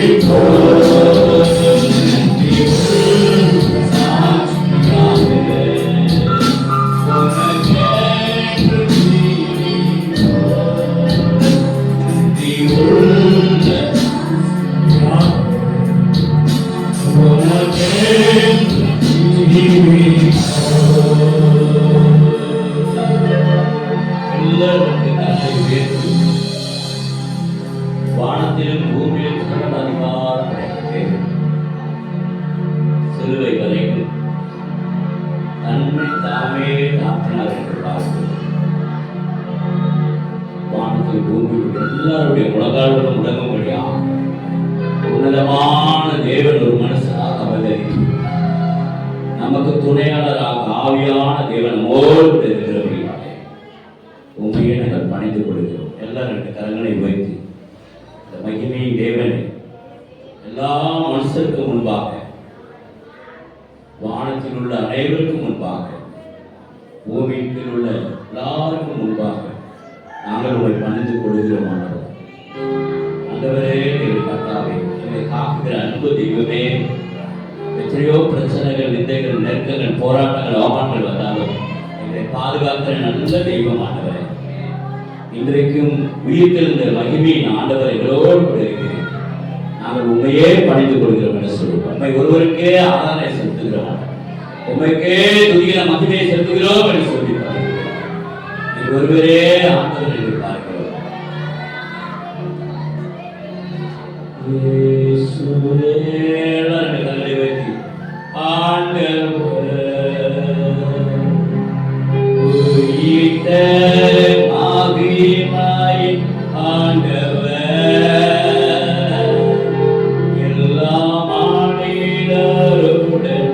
வானோராணிகளுடன் உம்மை பணிந்து ஆராதிப்போம். என்ன சொல்லுவோம்? இயேசுவே ஆண்டவர், உயிர்த்த மகிமாய் ஆண்டவர், எல்லா மனிதருடன் வானோர் அணிகளுடன் உம்மை பணிந்து ஆராதிப்போம். உன்னத தேவனே, எம்மை தினம் காக்கும் அன்பு தேவனே, எல்லா மனிதருடன் வானோர் அணிகளுடன் உம்மை பணிந்து ஆராதிப்போம்.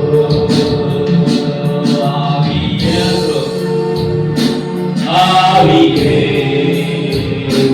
எங்கள் துணை வரம் தூய ஆவியே, எல்லா மனிதருடன் வானோர் அணிகளுடன் உம்மை பணிந்து ஆராதிப்போம். இயேசுவே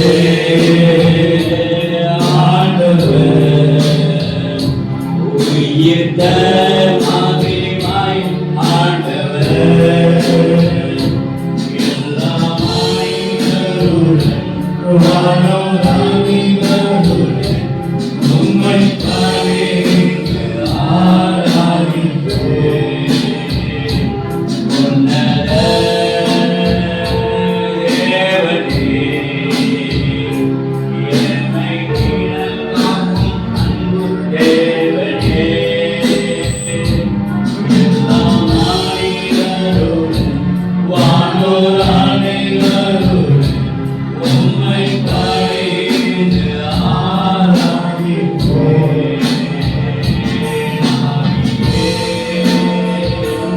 ஆவியே, எங்கள் துணை வரம் நல்ல ஆவியே, எல்லா மனிதருடன் வானோர் அணிகளுடன் உம்மை பணிந்து ஆராதிப்போம்.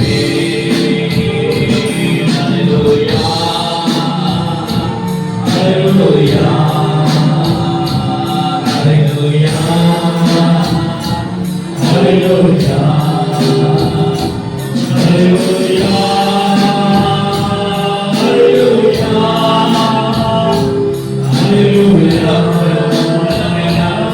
அல்லேலூயா, அல்லேலூயா, அல்லேலூயா. இயேசுவே ஆண்டவர், மகிமாய்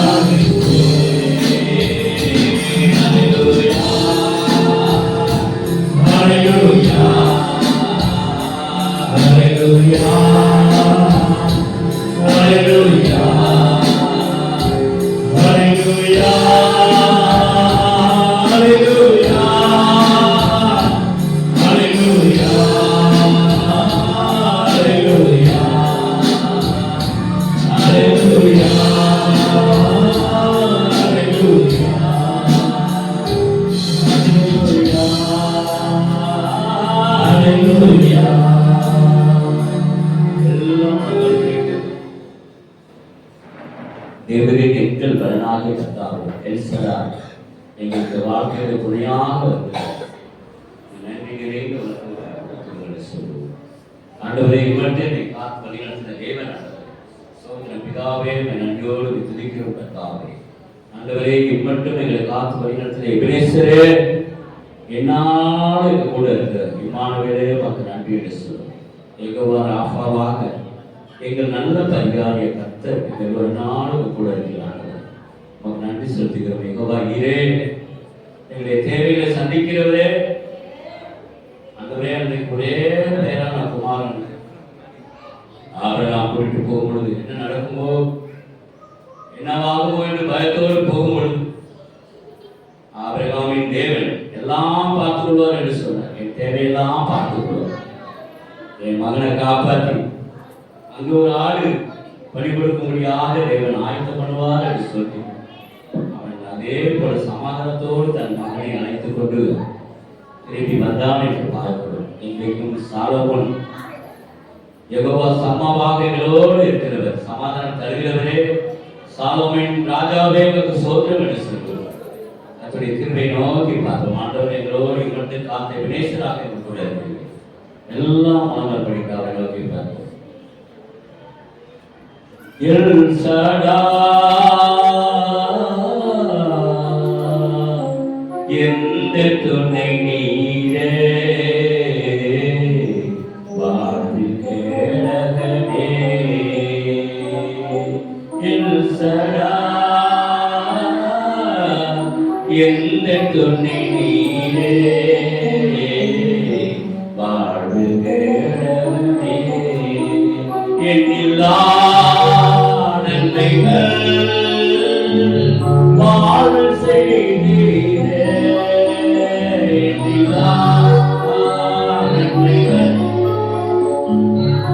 வாழ் செய்தீரே, வாழ்வில் தருவீரே. எல் சடா எந்த துணை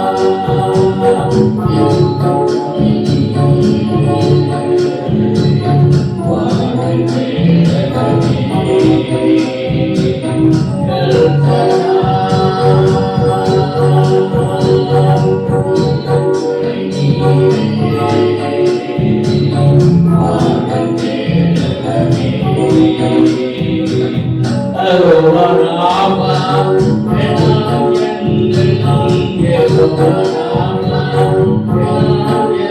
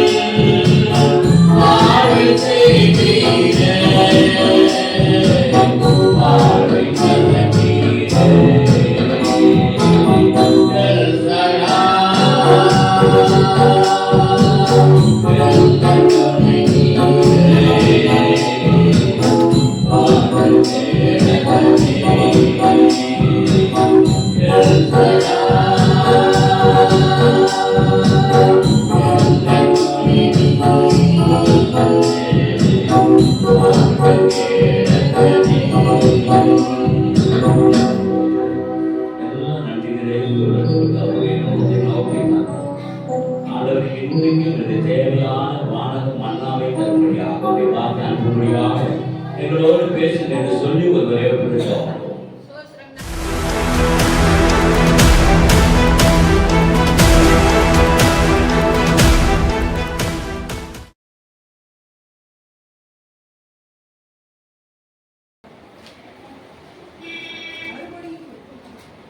மறுபடியும் 8 நாளுக்கு பின்பு அவருடைய சீசர்கள் வீட்டுக்குள்ளே இருந்தார்கள். தோமாவும் அவரோடு கூட இருந்தார். அப்படி கதவுகள் பூட்டப்பட்டிருந்தன.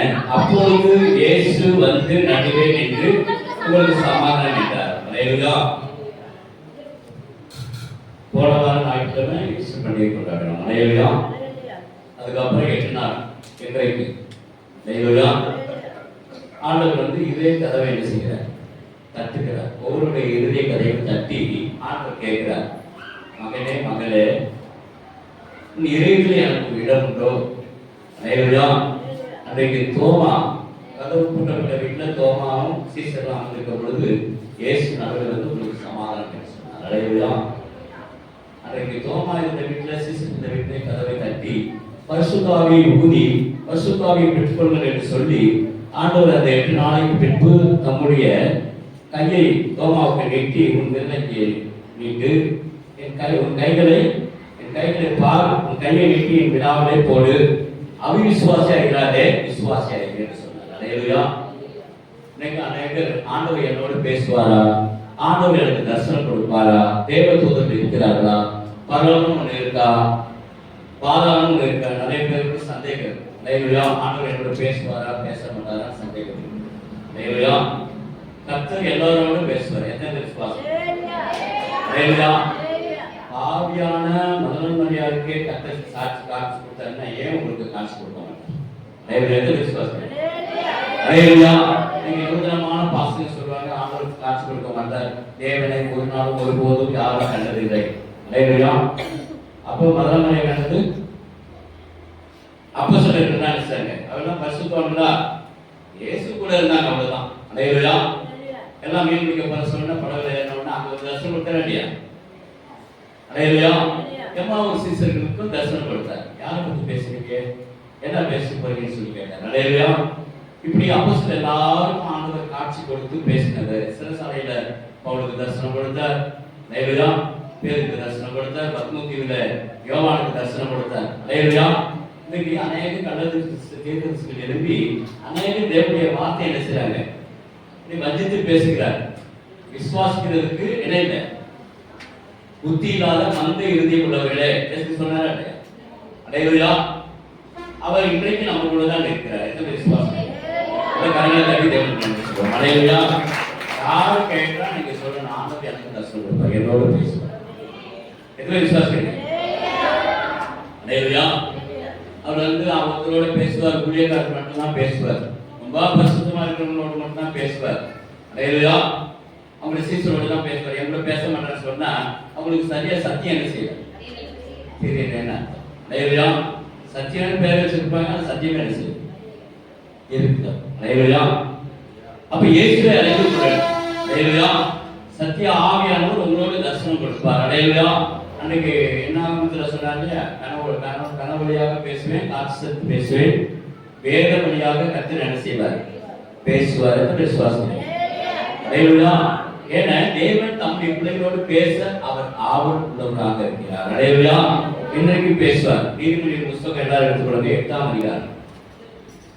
நீதிமொழிகள் 8ஆம் அதிகாரம் 34. என் வாசற்படியிலே நித்தமும் விழித்திருந்து என் கதவு நிலை அருகே காத்திருந்து எனக்கு செவி கொடுக்கிற மனுஷன் பாக்கியவான். அல்லேலூயா. எப்படி இருக்கணுமா? என் வாசப்படியிலே நித்தம் என்ன செய்யணும்? டெய்லி ஆண்டுடைய வாசப்படியில் என்ன செய்யணும்? காத்திருக்க வேண்டும். அல்லேலூயா. ஆமா, ஏன்னா நம்ம தேவனுடைய பிள்ளைங்க. தேவன் மனிதனின் கூப்பிடுவதற்கு செவி கொடுக்கிறார் என்றால் நாமும் தேவனுக்கு செவி கொடுக்க கடமைப்பட்டவர்கள். அப்படிதானே? எத்தனை விசுவாசம்? அல்லேலூயா. சில பேருக்கு எப்பவும் ஆண்டவர்கிட்ட வந்து ஜெபம் பண்ணணும், நாங்க பேசணும், அவர் கேட்பார், அவர் எங்களுக்கு கொடுத்துட்டே இருப்பார். அல்லேலூயா. அப்படிதானே? அவர் கேட்கறதா எங்களுக்கு கொடுத்தா ஆண்டவர் நல்லவர், அவர் வல்லவர், அவர் போதுமானவர், அது அதிசயங்களை செய்கிறவர், அற்புதத்தை செய்கிறவர். அல்லேலூயா. கொடுக்கல என்ன கேட்கிறாரோ தேவன் மனிதனுடைய கூப்பிடுவதற்கு செவி கொடுக்கிறார் என்றால் நாம அவருக்கு என்ன செய்ய வேண்டும்? செவி கொடுக்கணும். அல்லேலூயா. செவி கொடுத்தாதான் அந்த ஆசீர்வாதத்தை நம்ம என்ன செய்யணும்? ஆமா, பெற்றுக்கொள்ள முடியும். 1 யோவான் 5:14. ஒருத்தர் நிதானமா நிறுத்தி அழகா எல்லாருடைய காதுகள் செவிகளையும் படும்படியாக வாசிக்கும். 1 யோவான் 5:14-15. நாம் எதையாகிலும் அவருடைய சித்தத்தின்படி கேட்டால் அவர் நமக்கு செவி கொடுக்கிறார் என்பது அவரை பற்றி கொண்டிருக்கிற தைரியம். அல்லேலூயா. ஆமா, ஆண்டவரை நம்ம எதையாவது கேட்கிறோம். ஆண்டவரே இதாங்கப்பா, தோசை தாங்கப்பா, வடையை தாங்கப்பா, என்னெல்லாம் கேட்போம்? இதெல்லாம் கேட்போம். அல்லேலூயா. நல்ல வீடு தாங்கப்பா, அப்படியே தாங்கப்பா, நல்ல சுகத்தை தாங்கப்பா, நல்ல படத்தை கேட்கிறோமா இல்லையா? அல்லேலூயா. அப்போ நம்ம கேட்கும் போது கண்டிப்பா அவர் என்ன செய்வாரா? செவி கொடுக்கிறார் என்பதே அவரை பற்றி இருக்கிற தைரியம். அல்லேலூயா. தைரியசாலிங்க என்ன செய்வாங்க? ஜெபம் பண்ணிட்டு கண்டிப்பா எனக்கு அற்புதம் செய்வார். அல்லேலூயா. ஒரு முறை பாருங்க, ஒரு சிறு பிள்ளை ஜெபத்துக்கு வந்த பிள்ளை உட்கார்ந்து ஜெபம் பண்ணிட்டே இருந்துச்சு. 3 நாள் பெங்களூர்ல கூட்டு வச்சிருந்தாங்க. 3 நாள் ஜெபம் பண்ணி எலியாவின் தேவன் நம்முடைய தேவன் கண்டிப்பா அற்புதம் செய்வார். அந்த குழந்தை பாருங்க விசுவாசத்தோடு உட்கார்ந்து. அதே போல வீட்டுல போய் செஞ்சு அவங்க அம்மாட்ட சொல்லிச்சு, அம்மா நம்ம ஜெபம் பண்ணுவோம், கர்த்தர் கண்டிப்பா கேட்பார், அவர் செய்து கொடுப்பார். அல்லேலூயா. எலியாவுக்கு காக்கை அனுப்பி நமக்கு ஆகாரம் கொடுத்தாரு, நமக்கும் ஆகாரம் கொடுப்பார். அல்லேலூயா.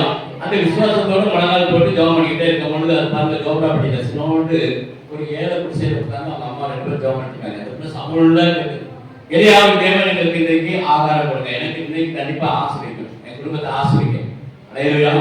எங்களுக்கு இந்த ஏழ்மையான வீடு வேண்டாம். ஜோப்ரா அப்படின்னா குடிசை வீடு மாதிரி அங்கே பாம்பேல பார்த்தீங்கன்னா பிளாஸ்டிக் பேப்பர்ஸ் கட்டுவாங்க. இந்த வீடு எங்களுக்கு வேணாம், நல்ல வீடு வேணாம், அவங்களே ஜெபம் பண்ணி கேட்டுக்கிட்டே. அங்க பாருங்க கிரிக்கெட் கிரவுண்ட்ல விளையாட பைக்க அவங்க சத்தத்தை கேட்டாங்க, என்ன இது? அல்லேலூயா அல்லேலூயா, எலியாவின் தேவன் காக்கா அனுப்புங்க, புதுசா ஏதாவது ஜெபம் இருக்கு அப்படின்னு சொல்லிட்டு கிரவுண்ட்ல செத்து கிடந்த காக்கா தூக்கி இப்படி தூக்கி அந்த குடிசைக்கு நேரம் அங்க போட்டாங்க. அல்லேலூயா. போட்டு சிரிக்கிறாங்க. இந்த அம்மா திடீர்னு எடுத்தாங்க, இது காக்கா வந்து அப்படின்னு சொல்லி எடுத்து போட்டாங்க. அப்ப எடுத்து போடும்போது இருக்கு அவங்க அம்மா சத்தம் போடுறாங்க, காக்கா அனுப்புங்க காக்கான்றது தான் அந்த பையன் கிரவுண்ட்ல விளையாண்டு போட்டாங்க. அது பார்த்தா அந்த கருத்துல அப்படியே நின்று அதை எப்படி உருவி பார்த்தா அந்த கிளாஸ் வரையும் அப்படி ஒரு செயல் வருது. அல்லேலூயா. அந்த செயலை முழுகிறனால அந்த காக்கா சேர்த்து செத்து போச்சு. அது கடைசியில் அந்த பையன் வழியா எங்க வருது? 7 குடிசைகள் வந்துச்சு. அல்லேலூயா. மார்க்க விண்ணப்பத்தை கேட்கிற தேவன் நம்முடைய கண்ணீரை கண்டிப்பாக கேட்பார். எல்லா நேரங்களும் தேவன் நன்றி சொல்லுவோம். அல்லேலூயா. சின்ன பிள்ளையாச்சே நம்ம கிட்ட பேசுதேன்னு ஆண்டவர் அஷ்டம் பண்ண மாட்டார். அல்லேலூயா. அதுதான் எழுதுகிறார், அவர் தமக்கு செவி கொடுக்கிறார் என்பதே அவரை பற்றி கொண்டிருக்கிற தைரியம். அல்லேலூயா. ஆண்டவரோடு நம்ம பேச செய்யணும், கற்றுக்கொள்ள வேண்டும். அந்த 3 நாள் கூடத்துல நல்ல அழகான பட்டு சேலை கட்டி அவங்க அம்மா பாருங்க அந்த பொண்ணு கவர்மெண்ட் புது கவர்மெண்ட் போட்டு அந்த சாட்சி சொல்லிட்டு ஆணைக்கு அதிகமாக கொடுத்தாங்க. அல்லேலூயா. சொல்லி எனக்கு இவ்வளோ காணிக்க இருக்கு. அப்போ சொன்னாங்க, 2 நாளா பாருங்க எல்லா ட்ரெஸ் எல்லாம் இடத்துல வந்து உட்காந்து. அல்லேலூயா. சாப்பாடு வழி இல்லாம 3 நாள் ஆண்டவர் வந்து காத்திருப்பு கூட்டத்துல கற்று கண்டிப்பா ஜெபத்துக்கு பதில் கொடுப்பான்னு உட்காந்துருக்கோம். என் பொண்ணு விசுவாசத்தோட ஜெபம் செஞ்சுக்கிறவங்கள அவங்க கிட்ட செய்யற மாதிரியாவது எனக்கு காக்கா தூக்கி போட்டாங்க. கடைசியில் அந்த காக்கா எங்களுக்கு ஆசனமா ஆயிடுச்சு. அல்லேலூயா. நல்ல ஒரு வீடை பார்த்து பாருங்க, நாங்கள் எப்படியே இருக்கோம், ஒரு தையல் மிஷின் வாங்கணும், மீறி பணத்தை காணிக்கை கொண்டு செய்யணும் உங்களுக்கு கொடுக்குற சொன்னாங்க. அல்லேலூயா. தேவன் நமக்கு செவி கொடுக்குற எத்தனை விசுவாசிக்கிறீங்க? எல்லாம் வேற வைக்கணும். அல்லேலூயா. சங்கீதம் 3 வாசிக்க வைப்போம். சங்கீதம் 3:4 சங்கீதம் 3 சங்கீதம் 4 வசனம். கர்த்தரை நோக்கி சத்தமிட்டு கூப்பிட்டு அவர் தமது பரிசுத்த பர்வதத்தில் ஆமா ஒரு பரிசுத்தமான பர்வதம் இருக்கு பரலோகத்திலிருந்து எனக்கு சொல்லி கொடுத்தார். என்ன விசுவாசிக்கிறீங்க? அல்லேலூயா. ஆண்டவர் கூப்பிட்ட உடனே ஆண்டவர் என்ன செய்யறார்? நம்முடைய சத்தத்துக்கு செவி கொடுக்கிறார். என்ன விசுவாசிக்கிறீங்க? இந்த விசுவாசம் உங்களுக்கு ஆணிதரமா இருக்கணும். என் ஆண்டவரை நான் கூப்பிடுவேன், கண்டிப்பா ஆண்டவர் எனக்கு விடுதலை கொடுப்பார், எனக்கு யுத்தம் பண்ணுவார், என் கடன்பாரம்னா நீங்கும், என் கஷ்டம் எல்லாம் மாறும். அல்லேலூயா. கிறிஸ்துவ பிரியமானவர்கள் என்னுடைய கஷ்டம் கவலை பிரச்சனை எல்லாம் இதை கொஞ்ச காலம், எவ்வளவு காலம்? கொஞ்ச காலம். அல்லேலூயா. அதுக்கு தூக்கப்படக்கூடாது. கஷ்டமா இருக்கு வாழ்நாள் பொழுது எப்படியா கடனை வாங்கி பிரச்சனை பட்டுவார், அதெல்லாம் கிடையாது. அல்லேலூயா. கண்ணீரெல்லாம் துடைக்கிறது நம்ம கூட இருக்கிறார். அல்லேலூயா. ஒரு பாட்டு பாடுறா வருஷம் பாடுறியா? விண்ணப்பத்தை கேட்பவரே, என் கண்ணீரை காண்பவரே, சுகம் தருபவரே, சோத்திரம் ஏசையா. என் விண்ணப்பத்தை கேட்பவரே, என் கண்ணீரை காண்பவரே, சுகம் தருபவரே,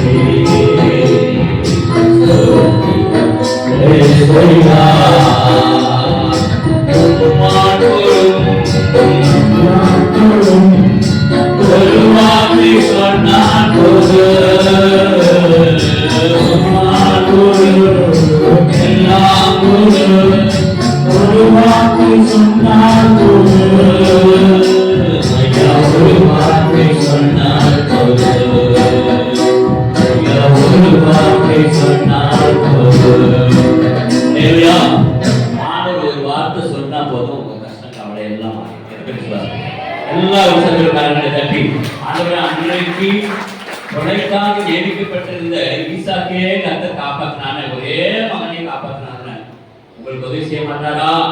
எத்தனை விசுவாசிக்கிறீங்க? உங்களுக்காக ஆண்டவர் யுத்தம் பண்ணுவார். அல்லேலூயா. விசுவாசத்தோடு காத்து இருக்கணும். ஒரு நாள் ஆண்டவர் பாருங்க சொன்னாரு, பரலோகத்திலிருந்து தேவன் சொன்னார், வேளாண் எடுத்துக்கொள்ளுங்க, மத்திய 17 சொன்னாரு, இவருக்கு செவி கொடுங்க, இவர் என்னுடைய நேசகுமார். அல்லேலூயா. இவர் என்னுடைய நேசகுமாரன் அப்படின்னு நேசம்னா என்னுடைய பிரியமானவர், நான் மிகவும் அன்பு செய்கிறவர். அல்லேலூயா.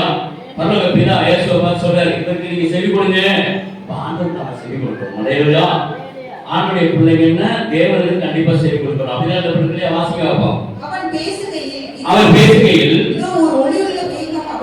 ஒரு ஒளியுள்ள மேகம் அப்படியே ஜிப்புன்னு வந்து அவங்க மேல அப்படியே காய்ச்சி. அப்புறம் இவர் என்னுடைய நேசகுமாரன், பரலோக தேவன் சொல்றார், இவர் என் நேசகுமாரன், இவர் மேல நான் பிரியமா இருக்கிறேன். ஆமா, யாரெல்லாம் இயேசுக்கு செவி கொடுக்குறாங்களோ அத்தனை பேர் பாக்கியம். எத்தனை விசுவாசிக்கிறீங்க? அல்லேலூயா. யார் யாருக்கோ செவி கொடுத்து ஏமாந்துருப்பார், அப்படிதானே? அல்லேலூயா. வஞ்சிக்கிற ஆவிக்கெல்லாம் செவி கொடுத்து நம்முடைய வார்த்தையில ஏமாற்றமும் தோல்வியும் தான் பேச்சு. அல்லேலூயா. ஆனா தேவனுக்கு நீங்க செவி கொடுக்க வேண்டுமா? யார் சொல்றா? பரலோக தேவன் சொல்றார், இயேசுக்கு செவி கொடுங்க, கண்டிப்பா உங்களுக்கு அற்புதம் நடக்கும். சரி, பரலோக தேவன் சொன்னார். இயேசு என்ன சொல்றார்? வாசிப்பாருங்க, யோவான் எடுத்துக்கொள்ளுங்க எல்லாரும். 10ஆம் அதிகாரம் 27 வசனம். பிதா சொன்னாரு, நேசகுமாருக்கு நீங்க செவி கொடுங்க சொன்னார். அப்ப இயேசு கிறிஸ்து என்ன சொல்றாரு? வாசிக்க 10ஆம் அதிகாரம் 27 வசனம். என் ஆடுகள் என் சத்தத்திற்கு. அப்ப நம்ம யாரு? அவருடைய ஆடுகள். கர்த்தர் நம்முடைய நல்ல மேய்ப்பன். அப்படியே அல்லேலூயா. பாட்டுல பாடுறதுல என்னை பெறே இயேசையா என்னோடு இருப்பவரே, ஸ்தோத்திரம் ஸ்தோத்திரம்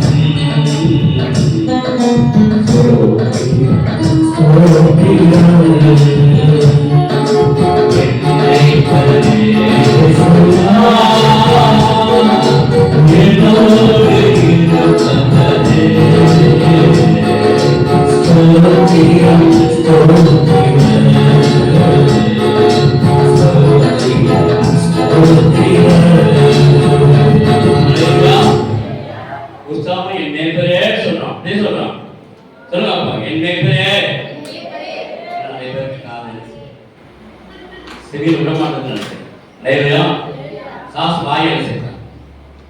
அப்படியே கட்டி வச்சிருந்தேன். காலையில ஆட்களை நிற்க ஒன்னே அரைச்சி குடிச்சிட்டு வந்துருக்காங்க. நான் என்ன செய்ய மாட்டேன், வாயை என்ன செய்ய மாட்டேன். ஆனா சொன்ன வாயை ஒரு விரிவா திற, வாயை விரிவாய் திற. ஆண்டு வந்தாலும் அப்படியே மௌனமா இருக்கக்கூடாது. அல்லேலூயா. ஆண்டவரே ஆயுதகுமாரன் என்ன சொல்லி இறங்க சொன்னாரா இல்லையா? நிறைவேற்ற நம்ம சொன்னா ஆயுதகுமாரனே எங்களுக்கு இறங்கோ. அல்லேலூயா. சித்தம் உண்டு, அவ்வளவுதான். அல்லேலூயா. ஆவியானவர் சபைகளுக்கு காதுள்ளவன் கேட்கிறவன். ரெவலேஷன் தான் வெளிப்படுத்தல் வாசிக்கின இடைக்கிட கடவுளுடைய சத்தத்தை நம்ம என்ன செய்யலாம், கேட்கலாம். ஆவியானவர் சபைகளுக்கு நம்ம எங்க உட்கார்ந்துருக்கிறோம்? ஏதாவது இருக்கா? முடிக்கிற பார்த்தா இங்க வருவோம், அங்க வருவோம். யாருக்கா? ஏசுதான் இருக்கிற. அல்லேலூயா. அப்போ ஆவியானவர் சபைகளுக்கு சொல்லுகிறதை காது உள்ளவன் கேட்கிறவன். வெளிப்படுத்தல் எழுதிக்கல. அப்ப சபைகளுக்கு சொல்றதை கவனமா காதுல என்ன செய்யணும், கேட்கணும். அந்த நேரத்துல நம்மளுடைய செவி சத்தம் வேற எங்கேயாவது யாருக்கும் என்ன செய்யக்கூடாது, கேட்கக்கூடாது. அல்லேலூயா. நிறைய சத்தங்கள் நம்ம கேட்கிறோம். நிறைய சத்தத்தை கேட்கிறோம், இயற்கை சத்தத்தை கேட்கிறோம், லாரி பஸ் ஸ்கூல் சத்தத்தை கேட்கிறோம், நிறைய இடிமின்னல் சத்தத்தை கேட்கிறோம், மன சத்தத்தை கேட்கிறோம், இன்னும் பயங்கரவாதிகளுடைய சத்தத்தை கேட்கிறோம், முரடர்களுடைய சத்தத்தை கேட்கிறோம், இனிமையானவருடைய சத்தத்தை எல்லாம் கேட்கிறோம். அல்லேலூயா. ஆணுடைய சத்தத்துக்கு நம்ம என்ன செய்யணும், செவி கொடுக்க வேண்டும். யாக்கோபு 1:19 வாசிக்கிறோம். யாக்கோபு 1:19. ஆகையால் என் பிரியமான சகோதரரே, ஆகையால் என் பிரியமான சகோதரர்களே, யாவரும் கேட்கிறதற்கு தீவிரமாயும் கேட்கிறதுக்கு எப்படிங்க?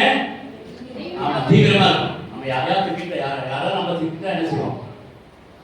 அல்லேலூயா. அதுல தீவிரமா இருக்கும்ல. சாகிற வரைக்கும் என் கூட என்ன செய்யாது, குடிக்காது. ஆமா, சாகிற வரைக்கும் குடிக்க செத்து போனா நாங்கள் போவோம், அங்க யாரும் பார்க்க முடியும். அல்லேலூயா. உயிரோடு இருக்கும் பொழுது ஒவ்வொருத்தரையும் பார்த்து பேசினாதான். இந்த பேசுற நாவுடைய சக்தி யாருக்கு? இந்த உலகத்திலே மனுஷனுக்கு மட்டும் தான் கற்றுக் கொடுத்துருக்காரு. அல்லேலூயா. மிருகங்கள் என்ன செய்யாது, மிருகங்களோ பறவையோ மீனோ மற்ற எதுவுமே பேசாது. அல்லேலூயா. எவ்வளவு பிரகாசமா அந்த சூரியன் ஒளியை கொடுத்தாலும் நமக்கு பேசுற தன்மை. அல்லேலூயா. மனுஷனுக்கு மட்டும்தான் பேசுற தன்மை கொடுக்கிறார். இந்த ஜீவன் இருக்கிற வரைக்கும் மனுஷனோடு பேசுறோம், தேவனோடு பேசுறோம். அல்லேலூயா. நான் இல்லைன்னா இன்னொரு நாள் பேசுறேன், இன்னொரு நாள் பார்க்க, அதெல்லாம் முடியாது. அல்லேலூயா. ஜீவன் போனதுக்கு அப்புறம் பேசி ஒரு பிரயோஜனமும் கிடையாது. அல்லேலூயா. தேவன் நமக்கு நல்ல நாவை கொடுத்துக்கிறார், நல்ல காதுகளை கொடுத்துக்கிறார். அல்லேலூயா. ஆனா சொல்ல கேட்கறதுக்கு எப்படி இருக்கணுமா, தீவிரமா இருக்கணும். ஆண்டவர் என்னோட என்ன பேசுகிறார். சுலபத்தியா சொல்றா, நானும் படுத்துக்கொண்டேன், நித்திரை பண்ணினேன், ஆனா என் இருதயமோ விழித்துக் கொண்டது, என் நேசனுடைய சத்தத்தை கேட்கும்படியாக. அல்லேலூயா. அவ படுத்திருந்தாலும் என்ன ஏக்கமெல்லாம் என் நேசன் எப்பொழுது வருவார். அல்லேலூயா. அவர் சத்தத்தை கேட்கணும் அப்படின்னு ஆவலா இருந்தாலும். அல்லேலூயா. முதல்ல நம்ம என்ன செய்யணும், கீழ்ப்படிய வேண்டும். பணிகளை பார்க்கணும், கீழ்ப்படிதலே உத்தமம். எங்க இருக்கு? 1 சாமுவேல் வாசகத்துல 12ஆம் அதிகாரம் 22-23 வாசகத்தை பார்ப்போம். முதல்ல செவி கொடுக்கணும். ஆண்டவருக்கு செவி கொடுத்ததுதான் உத்தமம். இல்ல இல்ல இது தேவனுடைய நேரம், இது ஜெப நேரம், அதெல்லாம் ஆண்டவர் கேட்க மாட்டார். சோதனை சொல்லிட்டார், அதெல்லாம் கிடையாது. அல்லேலூயா. கர்த்தருக்கு முதல்ல என்ன செய்யணும், செவி கொடுக்க வேண்டும். அவருடைய ஆலோசனை கேட்க வேண்டும். அல்லேலூயா. அவருடைய ஆலோசனைக்கு செவி கொடுத்தாதான் ஞானமுள்ள இதயமாக மாற முடியும். அல்லேலூயா. அப்படியே வாசிக்க வைப்போம். அதற்கு சாமுவேல் கர்த்தருடைய சத்தத்திற்கு கீழ்ப்படிதலை பார்க்கிறோம், சர்வான தகன பலிகளும் கர்த்தருக்கு பிரியமா இருக்குமோ. அல்லேலூயா. ஆண்டவர் என்ன ஆலோசனை சொல்றாரோ அதை அப்படியே செவி கொடுக்க வேண்டும். அல்லேலூயா. ஆலோசனை தவிக்கா போச்சு. பரிசேயெல்லாம் ஆலோசனை தள்ளிட்டாங்க. ஞானஸ்நானம் என்ன ஆக அவங்களுக்கு கேடு உண்டாக்கும்படியாக அவர் ஞானஸ்நானத்தை தள்ளிவிட்டார்கள் என்று வேதம் சொல்கிறது. அல்லேலூயா. நித்திய ஜீவனை தள்ளிவிட்டார்கள். அப்ப கர்த்தருக்கு முதல்ல நாம என்ன செய்ய வேண்டும், செவி கொடுக்க வேண்டும். அல்லேலூயா. தேவனால் உண்டானவர்கள் தேவனுக்கு என்ன செய்வார்கள், தேவ வசனங்களுக்கு செவி கொடுப்பார்கள். அதே இல்லையா? யோவான் 8ஆம் அதிகாரம் 47 இயேசு சொன்னார், யூதர்கள் பரிசேயர்கள் எல்லாரும் அவர் தேடி வரும்பொழுது அவர் அப்படிதான் சொன்னார். யோவான் 8:47. தேவனால் உண்டானவன் தேவனுடைய வசனங்களுக்கு செவி கொடுக்கிறான். பாத்தீங்களா? நீங்க சொல்லுவீங்க, ஐயோ என் பிள்ளைக்கு நீங்க எத்தனை தடவை வசனம் சொன்னாலும் கேட்க மாட்டேங்க. அப்ப தேவனால் உண்டாயிருந்தா நான் வீட்டுக்காரர்கிட்ட சொல்றேன், காலையில வேலைக்கு போகும்போது பைபிள் வாசிப்பாங்க. அவர் மறக்காட்டம் பண்றாரு, படிக்க மாட்டேன்றார். அவங்க காலேஜுக்கு போகும்போது பைபிள் வாசிப்போம். நான் வாசிட்டேன், சும்மா ஒரு வருஷம் பார்த்து போயிட்டேன், அவ்வளவுதான். காலங்களில் பார்த்தேன், என் வேலை முடிஞ்சது. சென்று வாருங்கள், பூசை முடிஞ்சது, அவ்வளவுதான் போயிடும். அல்லேலூயா. அதெல்லாம் பரவாயில்ல போக முடியாது. அல்லேலூயா. ஆசீர்வாதம் வேணும்னு என்ன செய்யணுமா?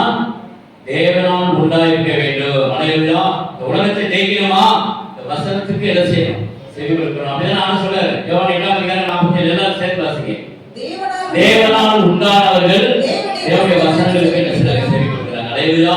தேவனால் உண்டானவங்க மட்டும்தான் தேவனுடைய சபையில வந்து உட்கார்ந்து ஆராதிக்க முடியும். அல்லேலூயா. பிசாசான உண்டானவர்கள் என்ன செய்ய முடியாது? செவி கொடுக்க முடியாது. லோத்து மனைவிகள் ஆபிரகாம் கூட தான் வந்தாங்க. என்ன பண்ண போனாங்களா? அல்லேலூயா. லோத்து மனைவி இயேசு சொல்றாரு, லோத்து மனைவி எடுத்துக் கொள்ளுங்க. லோத்து மனைவி என்ன செய்தா? நாளைக்கு நம்ம ஆராதிக்கணும்னா வீட்டுல வேலை இன்னும் நாளைக்கு. அல்லேலூயா. கடைசியில் என்னன்னா திரும்பி பார்க்காத திரும்பி பார்த்துட்டு செய்தார். ஆமா, தாவீது சண்டை போட்ட இடத்துக்கு போயிருந்தேன். பெரிய மலை பள்ளத்தாக்கு. அங்க போயிருக்கும்போது இப்படி வேலை அண்ணாந்து பார்க்கும்போது உருவம் ஒரு அம்மா நல்லா உட்கார போட்டு நிற்குது. கேட்டேன், இது என்ன உருவம் அப்படின்னு. அதான் லோத்துடைய மனைவி அப்படின்னா. அல்லேலூயா. எதுக்காக இப்படி நிப்பாட்டாங்க? அது நினைத்து கொள்ளணும். இயேசு சொன்னார்ல, இன்னைக்கு அது ஒரு மாடலா நிப்பாட்டப்படும். எதுக்காகன்னா திரும்பி பார்த்து திரும்பி பார்க்காதன்னு கலப்பையில கை வைத்ததுக்கு அப்புறம் யாரும் திரும்பி பார்த்தா அது ஊழியர்கள் லாய்க்கல, ஆணுடைய ஆசுவர்த்தனை இல்லை, லாய்க்கல சொல்லிட்டார். அல்லேலூயா. ஒருத்தர் உலகத்துல அன்பு கூர்ந்தானா அவங்கள்ட்ட பிதாவுடைய அன்பு என்ன செய்யாது? அவனுடைய வசனம் வரிசையா பயப்படாசியா கொஞ்சம் இதை விட்டு அவனா பாவம் முட்டை தாய்கப்ப செய்த பாவங்களுக்கு நிலையசம் பாவங்களும் அந்த தலையில இருக்கும். அது போய் நீ பயப்படாஸ் கவர்மெண்ட் அப்படி சொன்னா அதுக்கு என்ன இருக்கு? அலையிலா நெறிமுறைகள் மூடனை போட்டு நொய்யோட குத்துனாலும் அந்த மூட தண்டனை போகாது.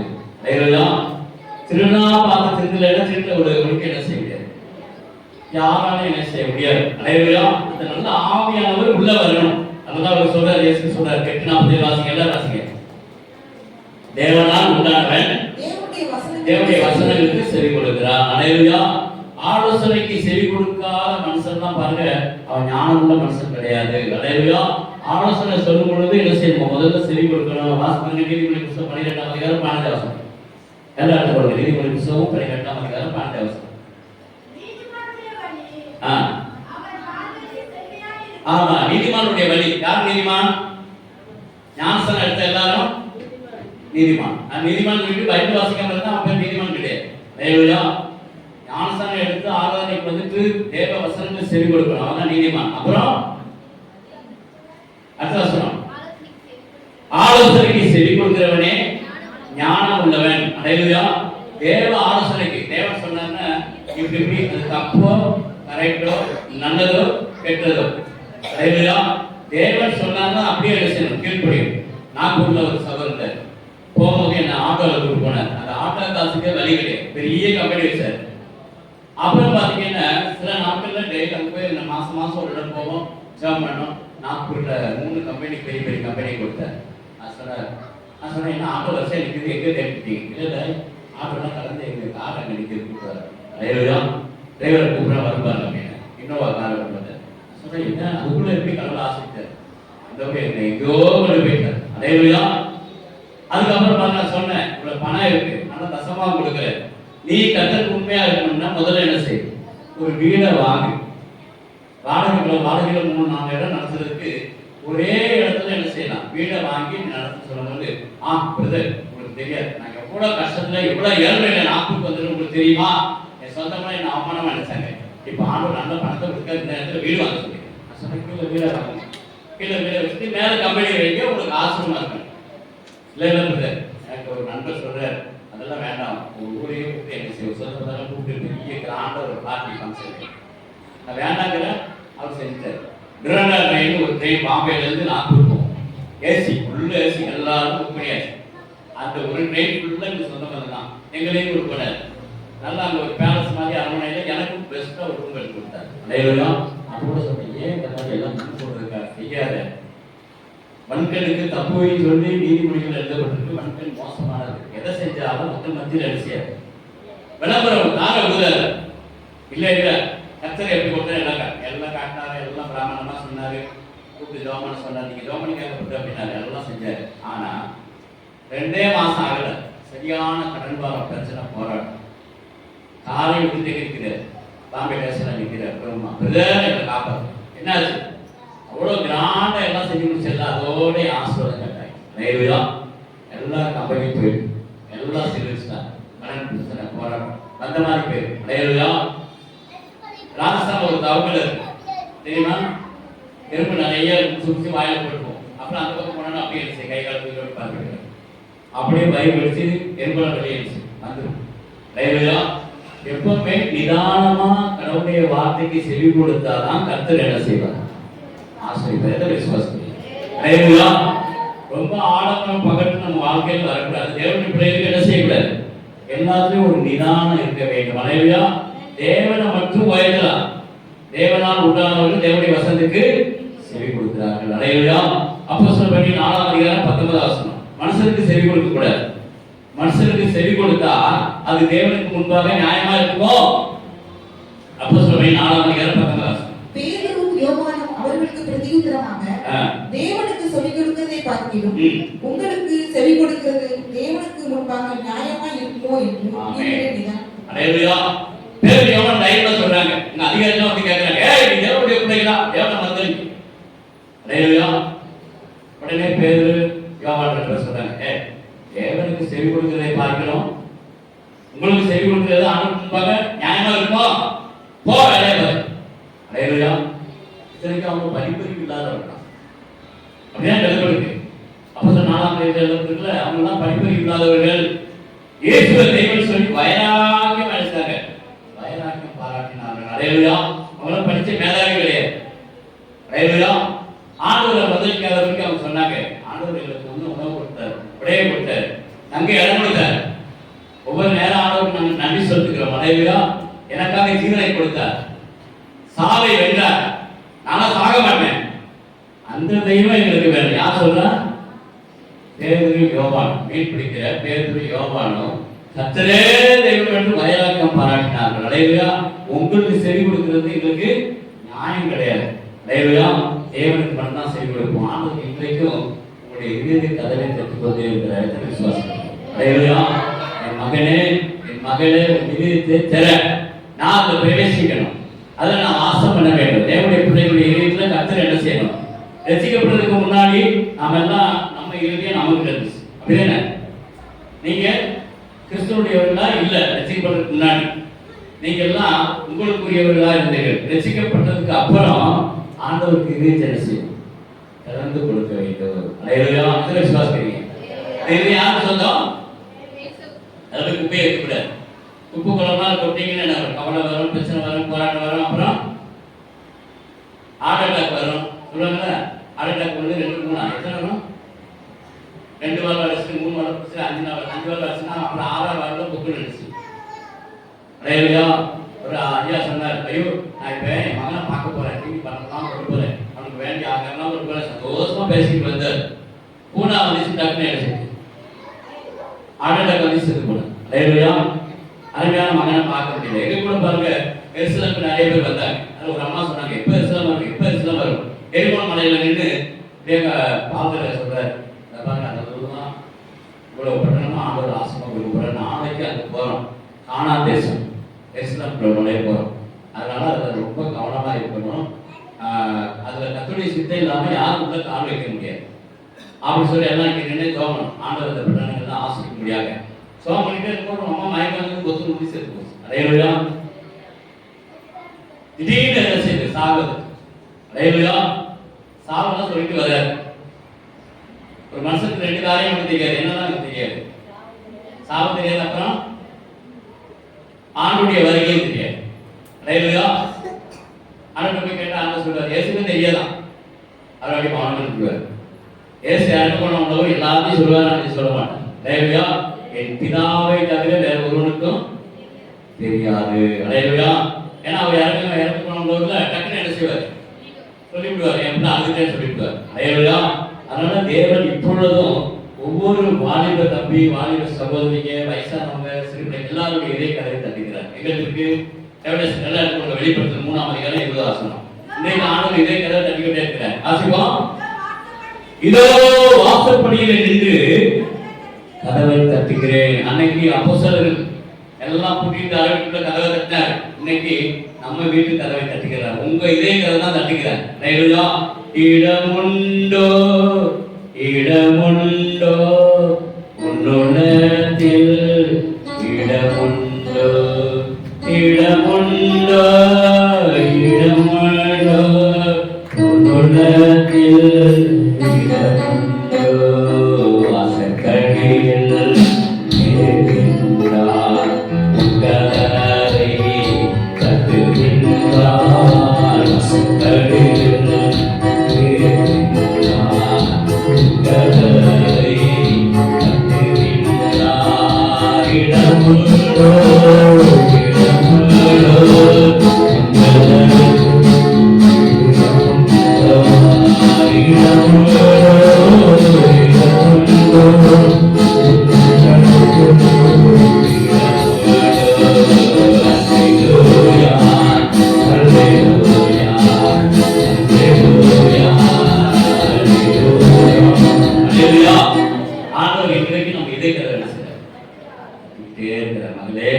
மகனே, இதோ நான் வாசப்படியில் நின்று கதவை தட்டுகிறேன். ஒருவன் என் சத்தத்தை கேட்டு கதவை திறந்தால் அவனிடத்தில் நான் அவனிடத்தில் பிரவேசித்து அவனோடு போதனம் பண்ணுவேன். பாருங்க எவ்வளவு அழகா வந்து ஆண்டவர் என்ன செய்யறாரு, வீட்டு மத்தியில வந்து போதனம் பண்ணாரா இல்லையா? அப்பம் பெற்று என்ன செய்யறாரு, ரெங்களை திறந்து வச்சார். அப்புறம் படையில நல்லா பொறிச்சு பண்ண கூட வாங்க அப்படின்னா ஆண்டவருக்கு மீன் ரொம்ப பிடிக்கும். அது நல்லா பொறிச்சு கொடுத்து என்ன செய்வார், அப்படியே உட்கார்ந்து அப்பதையும் சாப்பிட்டு என்ன செய்றாரு, அலையா எல்லாம் பார்க்கறாங்க, இயேசு பாருங்க உங்களுக்கு இந்த மீனை சாப்பிட்டாரு அப்படியே விட்டு பார்க்கறாங்க. இயேசு அதை போட்டு என்ன செய்றாரு, அலையா ஆண்டவர் இன்றைக்கு நீங்க விசுவாசத்தோடு விசுவாச கண்களை திறந்து பார்த்தீங்கன்னா இயேசுவை முகமுகமா தரிசிக்கலாம். அலையா பிதாவை தான் பார்க்க முடியாது. பழைய மோசம் சொன்னார், ஆண்டவரே உடைய மகிமையை பார்க்கணும். நான் சொன்னேன் உடனே ஆண்டு சொன்னார், அதிகாலையில இருந்து சீனாட்டில் வந்து நெல்லு, நான் அது வந்து அப்படி போவேன், என் முதுகை நீ பார்க்க முடியும், ஆனா முகத்தை பார்த்து யாரும் உயிரோடு இருக்க முடியாது. அலையா பிதா சொன்னா இயேசுவை எல்லாரும் பார்க்கலாம். எத்தனை விசுவாசம் அலையா இந்திய நாட்டுக்கு வந்து தோமா என்ன செய்தார், அவர் தொட்டு பார்த்தார், கைகளை தொட்டு பார்த்தார். அலையா ஒவ்வொரு காய்களையும் தொட்டு என்ன செய்தார், முத்தம் செய்தார். அலையா பார்த்தாரே இல்லையா, தொட்டாரா இல்லையா? அலையா அப்ப இயேசு நாம தொட முடியுமா முடியாதா? அலையா மாம்சத்தில் வந்த இயேசுவை எல்லாராலையும் தொட முடியும், பேச முடியும், பார்க்க முடியும். அலையா எத்தனை முறை என்னுடைய அலுவலகெல்லாம் வந்து ஆரம்பிச்சார், துன்பத்தோடு போராட்டத்தோடு கற்றுக்கும் போதெல்லாம் அவங்க அலையா வந்து அப்படியே மெதுவாக அப்படியே காயப்பட்ட அந்த கரைகளை பார்க்கும். அந்த கால்கள் அழகான ரோஜா நிறமுள்ள ஒரு அழகான கால்கள் பாதைகள். அலையா இன்றைக்கு ஆண்டவர் தரிசனம் கொடுப்பார். எந்த விசுவாசிக்கிறோம்? அலையா கண்டு விசுவாசிக்கிறவனை விட காணாமல் பாக்கியவான். கண்டு விசுவாசிக்கிறவனை விட காணாமல் விசுவாசிக்கிற யாருன்னு நாம தான். அலையா காணாமலே ஆண்டவரை தரிசிக்கிறோம். இன்றைக்கு ஆண்டவர் நமக்கு தம்மை பயப்படுவதற்கு என்ன செய்வார், தரிசனம் கொடுப்பார். அலையா அந்த சங்கீதக்காரர் சொல்றார், அழகான அரண்மனையை கட்டி வச்சுட்டு நேரா எங்க உட்கார்ந்த ஆலயத்தில் வந்து உட்கார்ந்தார். எங்களுக்கு வாசிங்க அப்ப சங்கீதம் 84:10 நேர ஆலயத்தில் வந்து உட்கார்ந்தார். ஆண்டவரே உண்மை நான் தரிசிக்க வேண்டும். அலையா ஆகாமின் கூடாரங்களில் வாசமாய் இருப்பதை பார்க்கிறோம், என் தேவனுடைய ஆலயத்தில் வாசமாய் இருப்பதே காத்திருக்கிறேன். அலையா இவ்வளவு அழகா உட்கார்ந்தார் பாருங்க. இதெல்லாம் பெரிய பாக்கியம் பெற்று இருக்கிறார். எனக்கு நினைக்கும் போது கண்ணீர் பெருக்கும். அலையா தேவனுடைய பிரசன்னம், தேவனுடைய வல்லமை ஆண்டவர் பாக்கியத்தை கொண்டு வந்து வச்சுட்டார். உண்மையிலே அதை வந்து செலக்ஷன் பண்ண குடும்பம் உண்மையிலே பாக்கியம் கொடுக்கணும். அலையா தேவன் அந்த கிருபை பெரிய பாக்கியத்தை கற்றுக் கொடுத்திருக்கார். அலையா தேவனுக்காக அந்த காலத்துல இருந்து வயலா வச்சு ஆண்டுடைய பிரசனத்தை என்ன செய்கிறார், இங்க உணர வச்சிருக்கிறார். அலையா தேவனுடைய ஆலயத்துல நிறைய பேர்களுக்கு நடத்தி அப்படி இப்படி சொல்லி தேவன் கொடுப்பாங்க. ஆனா முன்னமே கர்த்தர் பரிசுத்த ஸ்தலமாக உண்மையிலே இந்த தங்கியிருப்போர் பாக்கியவான்கள். அப்படிதான் சங்கீதக்காரர் சொல்றார், உங்களுடைய சன்னிதியில தங்கியிருப்போர் பாக்கியவான்கள். அலையா எல்லாம் எடுத்துக்கொள்ளுங்க. சங்கீதம் 84:10 1000 நாளை பார்க்கிலும் பிரமாணங்களில் ஒரே நாள் நல்லது. ஆகாமின் கூடாரங்களில் வாசமாய் இருப்பதை பார்க்கிலும் தேவனுடைய ஆலயத்தில் தங்கி வாசமாய் இருப்பதையே நான் தெரிந்து கொள்வேன். அந்த அரண்மனையில தாவீதை காண்பித்தனே உட்கார்ந்தார். அலையா எனக்கு நேரம் கிடைக்கும் போது பார்த்தீங்கன்னா யாரும் பேசாம உட்கார்ந்து ஆண்டுடைய ஆலயம். அலையா அவருடைய சன்னிதியில் தங்கியிருப்போர் பாக்கியவான்கள். அங்க இருக்கிற சிறு பிள்ளையா இருந்தாலும் பெரியவங்களா இருந்தாலும் சரி பாருங்க, அவங்க எந்த டிவி சினிமா பார்க்க வேண்டிய சான்ஸே கிடையாது. அப்படியே என்ன எல்லாம் இல்லையா? ஆமா இல்லையா? அடையலையா?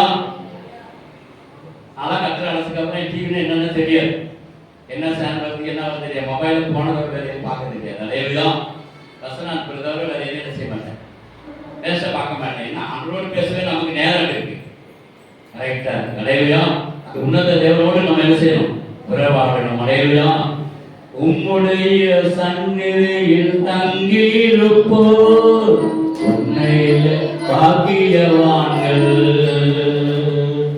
உம்முடைய சந்நிதியில் தங்கியிருப்போர் உன்னையில பாக்கியவான்கள்.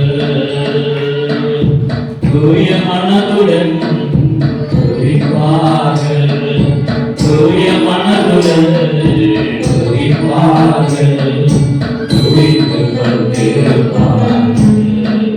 ஆமென், துதித்து கொண்டிருப்பார்கள். ஆறுதலின் தெய்வமே,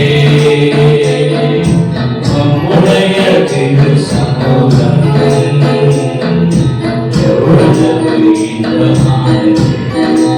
ஆமென், எவ்வளவு இன்பமானது.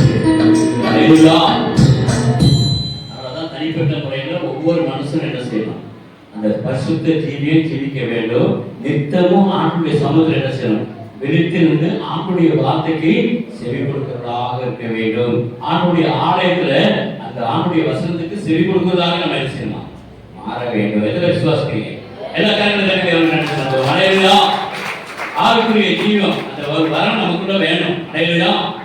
ஆவிக்குரிய ஜீவியம் இல்லைன்னா நம்ம வாழ்க்கையில ஒண்ணுமே படிக்காது. அடையலையா? நாம பின்பற்ற வேண்டியது ஆவிக்குரிய, நம்ம வாழ்நாளெல்லாம் கர்த்தரை துதிக்கணும், அவரை பாடணும், அவரை புகழணும். அடையலையா? அவர் நமக்கு இறக்க செய்த நினைத்து நாள்தோறும் ஆண்டவர் என்ன செய்யணும், கூப்பிட வேண்டும். வாசிங்க சங்கீதம் 86:3. ஆண்டவரே எனக்கு இறங்கும், ஆண்டவரே எனக்கு இறங்கும். நாடோறும் உம்மை நோக்கி ஆமா, நாள்தோறும் ஆண்டவரை நோக்கி கூப்பிடுறாங்க சங்கீதக்காரர். அடையலையா? நம்ம ஒவ்வொரு நாளும் கூப்பிடணும். ஏன்னா தேவனுடைய பிள்ளைங்க என் ஆடுகளின் சத்தத்துக்கு நம்ம மட்டும் ஜெபம் பண்றோம். நம்ம ஜெபம் பண்ணும்போது ஆண்டு சேர்த்து கொடுக்கணும். அப்புறம் நீங்க யாரோ எல்லாம் கிடைச்சதுன்னா அதுக்கப்புறம் என்ன இருக்கு, அவ்வளவுதான், இப்ப பிஸியா இருக்கு, இன்னொரு நாள் பார்க்கலாம். அடையலையா? அப்புறம் பார்க்கலாம். அடையலையா? நம்ம தேவனை நோக்கி பார்க்க வேண்டும், கர்த்தரையே நோக்கி கூப்பிடணும். இந்த உலகத்துல பாருங்க, இப்ப பாகிஸ்தானுக்கு இந்தியாவுக்கு போர் நடக்க போறதுக்காக எல்லாம் பயந்துட்டு இருக்கிறாங்க. எந்த நேரம் என்ன நடக்குது தெரியாது. உலக போர் மாதிரி எல்லாம் வந்துட்டு ஒன்றும் செய்ய முடியாது. அடையலையா? இதெல்லாம் நடக்க வேண்டியது. அதனால ஆண்டவர் சொல்ற நாள்தோறும் ஒருத்தர் புத்தி சொல்லுங்க, ஆண்டவர் சீக்கிரம் வரப்போற. உலகத்துல பஞ்சம் வரப்போகுது, பசி பட்டி கொள்ளை நோய்கள் மாறிக்கிட்டு போகுது, கடற்கரைகள் எல்லாம் கொந்தளிச்சுக்கிட்டு இருக்கு, பனிக்கட்டி எல்லாம் உங்களுக்கு தண்ணியில விழப்போகுது. அதனால நம்ம ஒவ்வொரு நாளும் நாள்தோறும் ஒவ்வொரு புத்தி சொல்ல வேண்டும். வெவ்வேறு வாசிப்பார்கள் எல்லாரும் 3ஆம் அதிகாரம் 5ஆம் வசனம். நாள்தோறும் ஒருத்தருக்கு புத்தி சொல்லணும். சும்மா படுறது எதையாவது என்ன செய்யக்கூடாது, அந்த பிரச்சனை இருக்கு, இந்த பிரச்சனை இருக்கு, இதே சொல்லிட்டு கூடாது. அதையா பிரச்சனை எல்லாம் தூக்கி ஒரு குப்பையில போடுங்க, இறுதியில் வைக்கக்கூடாது. அதையா இறுதியம் பரிசுத்தமா தேவன் வாழ்கிற ஆலயம். ஒருவன் ஆலயத்தை கெடுத்தால் ஆண்டு அவனுக்கு எடுத்துக்கூடாது. இயேசு மட்டும் அங்கே வைக்கணும், குப்பை தண்ணியெல்லாம் அங்கே வைக்கக்கூடாது. அதையா குப்பை தண்ணி ஆகக்கூடாது. குப்பைகள்லாம் நிறைய சேர்ந்து என்ன செய்வாங்க, குப்பை தண்ணியில குப்பை நிறைய என்ன செய்வாங்க, எரிச்சுக்கூடாது. அதே மாதிரி நம்முடைய இதயத்துல குப்பைகள் வரக்கூடாது. கடன் பாரம், கஷ்டம், கவலை, வியாதி, துன்பம், கலக்கம் இதெல்லாம் ஆண்டு சம்பளம் தூக்கி போடணும். அடையலையா? உன்னதமான தேவனுக்கு மட்டும்தான் இடம் கொடுக்கணும். ஒருத்தருக்கு இந்த வசனங்களை வச்சு நாள்தோறும் கர்த்தரை பற்றி பயத்தோடு இருக்கணும். வாசி பாருங்க. ஆமா, உங்களில் ஒருவனாவது பாவத்தின் வஞ்சனையில பிடிபட்டு போகாதபடிக்கு இன்று என்னப்படும் அளவும்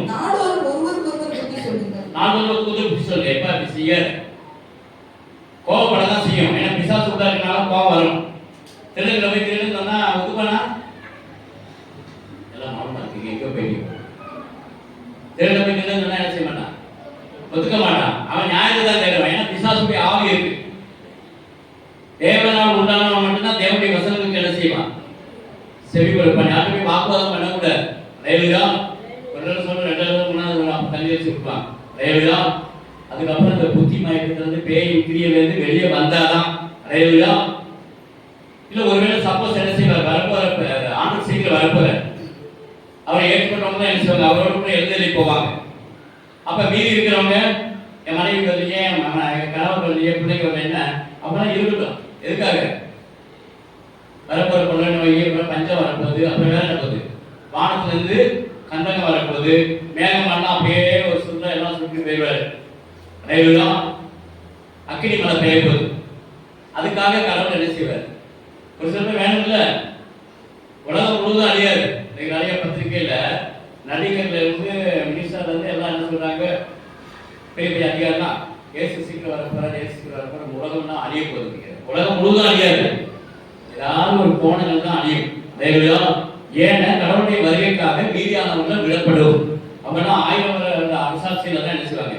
அது வரைக்கும் இந்த உலகத்துல சித்திரவதைக்காக ஆண்டு விட்டுருவாரு. ஒரு தேன் வந்து கொட்டுமா, அது 6 மாசம் 6 வருஷம் வரைக்கும் தடுக்கும். இந்த 30 வருஷம் 6 வருஷம் இல்ல வேண்டாமா ரசிக்கப்படாதவங்க ஆண்டு வச்சிருக்கிற. ஒருவேளை 30 வருஷத்துக்கு முன்னாடி ஆண்டு வந்திருந்தா இங்க புதுமையோட வந்துருமா? ஒருவரும் கெட்டு போகக்கூடாது, எல்லாரும் மனதிருக்க வேண்டும் என்பதை கடவுளுடைய சித்தம். அடையலாம் ஆண்டவரால் தனக்கு கொடுத்துட்டே இருக்காரு. இன்னைக்கு திருந்துவாங்க, நாளைக்கு திருந்துவாங்க. அடையலாம் திருந்தாத பட்சத்துக்கு என்ன செய்வார்? அத்திமரத்தை வெட்டி எங்க போட்டாங்க? எரியில நெருப்ப போட்டாங்க, அதே போட்டுவார். கனி கொடுக்குன்னு சொல்லி காத்திருப்பார். அடையலாம் ஒவ்வொரு நாளும் வேத வசனங்களை ஆராய்ந்து பார்க்க வேண்டும். அப்போஸ்தலர் 12ஆம் அதிகாரம் 11 வசனம். அப்போஸ்தலர் என்ன செய்வாங்கன்னா டெய்லி எடுத்தாங்கன்னா தேவனுடைய ஆலயத்தில் உட்கார்ந்து வீட்டில் உட்கார்ந்து இந்த வேத வசனங்களை ஆராய்ச்சி பண்ணிட்டே இருப்பாங்களாம். அந்த பட்டணத்துல தினந்தோறும் மன வாஞ்சையா இருந்து தினந்தோறும் வேத வாக்கியங்களை ஆராய்ந்து பார்த்தனால நல்ல குணசாலியாக மாறினார்களாம். அலையலுயா என்ன சொன்னாங்க, எப்பா இவங்களுக்கு தான் பொண்ணு கிடைக்கும், இவங்களுக்கு தான் பொண்ணு கிடைக்கும். அலையலுயா இந்த வீடு ஆசிரியப்பட்ட இடம். அலையலுயா இது பரிசுத்தமான குடும்பம், இது பரலோக குடும்பம். அலையலுயா தேவனுக்கு ஏற்ற குடும்பம் அப்படி சொல்லி ஒப்பு கொடுப்பாங்க. அலையலுயா நானும் ஒரு பரிசுத்தமான ஒரு குடும்பம், நான் சனைட்டாக ரசிக்கப்பட்டேன். அப்ப அவங்க மகளுக்கு திருமண காரியத்துக்காக ஒரு மாப்பிள்ளை பார்க்கும்போது அந்த பொண்ணு முதல்ல கேட்ட கேள்விதான், ஒழுங்கா ஞாயிற்றுக்கிழமை சபைக்கு போறியா?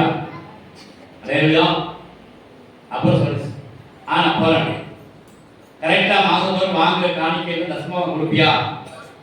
எவ்வளவு சம்பளம் வாங்க? எல்லாத்தையும் கேட்டு காணிக்கை எவ்வளவு கொடுக்குறேன்? அப்ப சொல்லிச்சு, உடனே நான் கட்ட முடியாது, நீ ஆண்டவருக்கு டோக்கா கொடுக்குற, டோக்கன் என்ன ஏமாத்துற, அதனால உடனே நான் கல்யாணம் பண்ணிக்க முடியாது. நீ எவ்வளவு பணம் வாங்குற? 2 லட்சம் ரூபாய் வாங்கிட்டு 2000 ரூபாய் கொடுக்கறதுனால நீ பரவ முடியாது. லைவ்லயா அப்ப ஒன்னா கிட்ட அளவா எவ்வளவு உண்மை உத்தமா. முதல்ல மாப்பிள்ளை பொண்ணு பார்க்கறது தான் முதல்ல, அதை தான் நம்ம விசாரிக்கணும். லைவ்லயா நீ காணிக்கை கொடுக்குறியா, தசமா கொடுக்குறியா, ஆலயத்துக்கு போறியா, பைபிள் வாசிக்கிறியா? லைவ்லயா ஆண்டவரோடு எவ்வளவு நேரம் ஜெபம் பண்ற?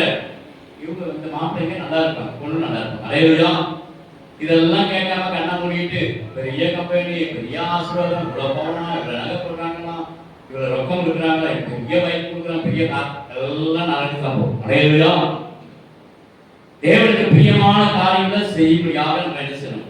ஒவ்வொரு விசாரிக்கணும். அலையலுயா அந்த பொண்ணு வரணும்னா எல்லாத்தையும் தேவை. நான் சொன்னேன், என்னமா 4 போத கட்டிக்கா கத்தை பார்க்குவாரு, நீ திருந்து அப்படி சொன்னா, ஆஹா இன்னைக்கு இருந்தாலும் நாளைக்கு என்ன செய்வாங்க?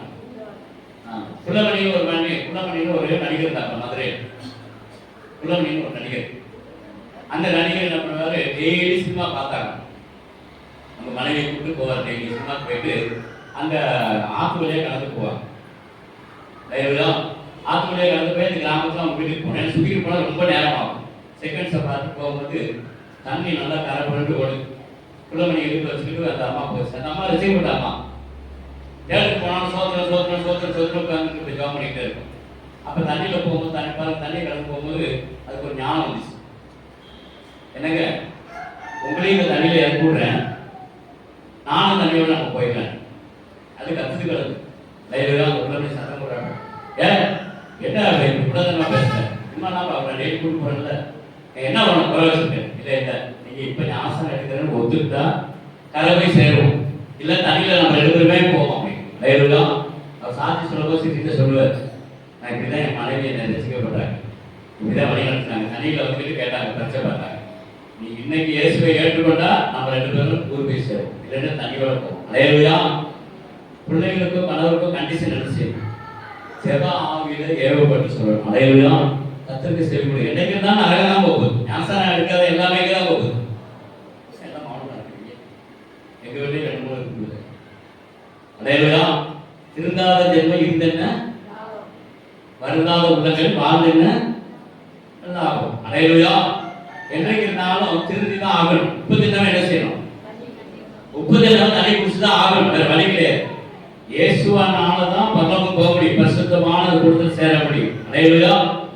அதுக்கெல்லாம் பாத்தீங்கன்னா யூதர்கள் அடிக்கடி இயேசுவை ஏற்றுக்கொண்டவங்க எல்லாம் வந்து ஒரு கூட்டமா அடிச்சு 3000-5000 பேர் ரசிக்கப்பட்டாங்க. என்ன காரணம்னா ஆண்டவருக்கு செவி கொடுத்தார்கள். அதை சொல்லி 17-12 வாசிக்கின்ற எல்லாம் வாசிக்க வைப்போம்.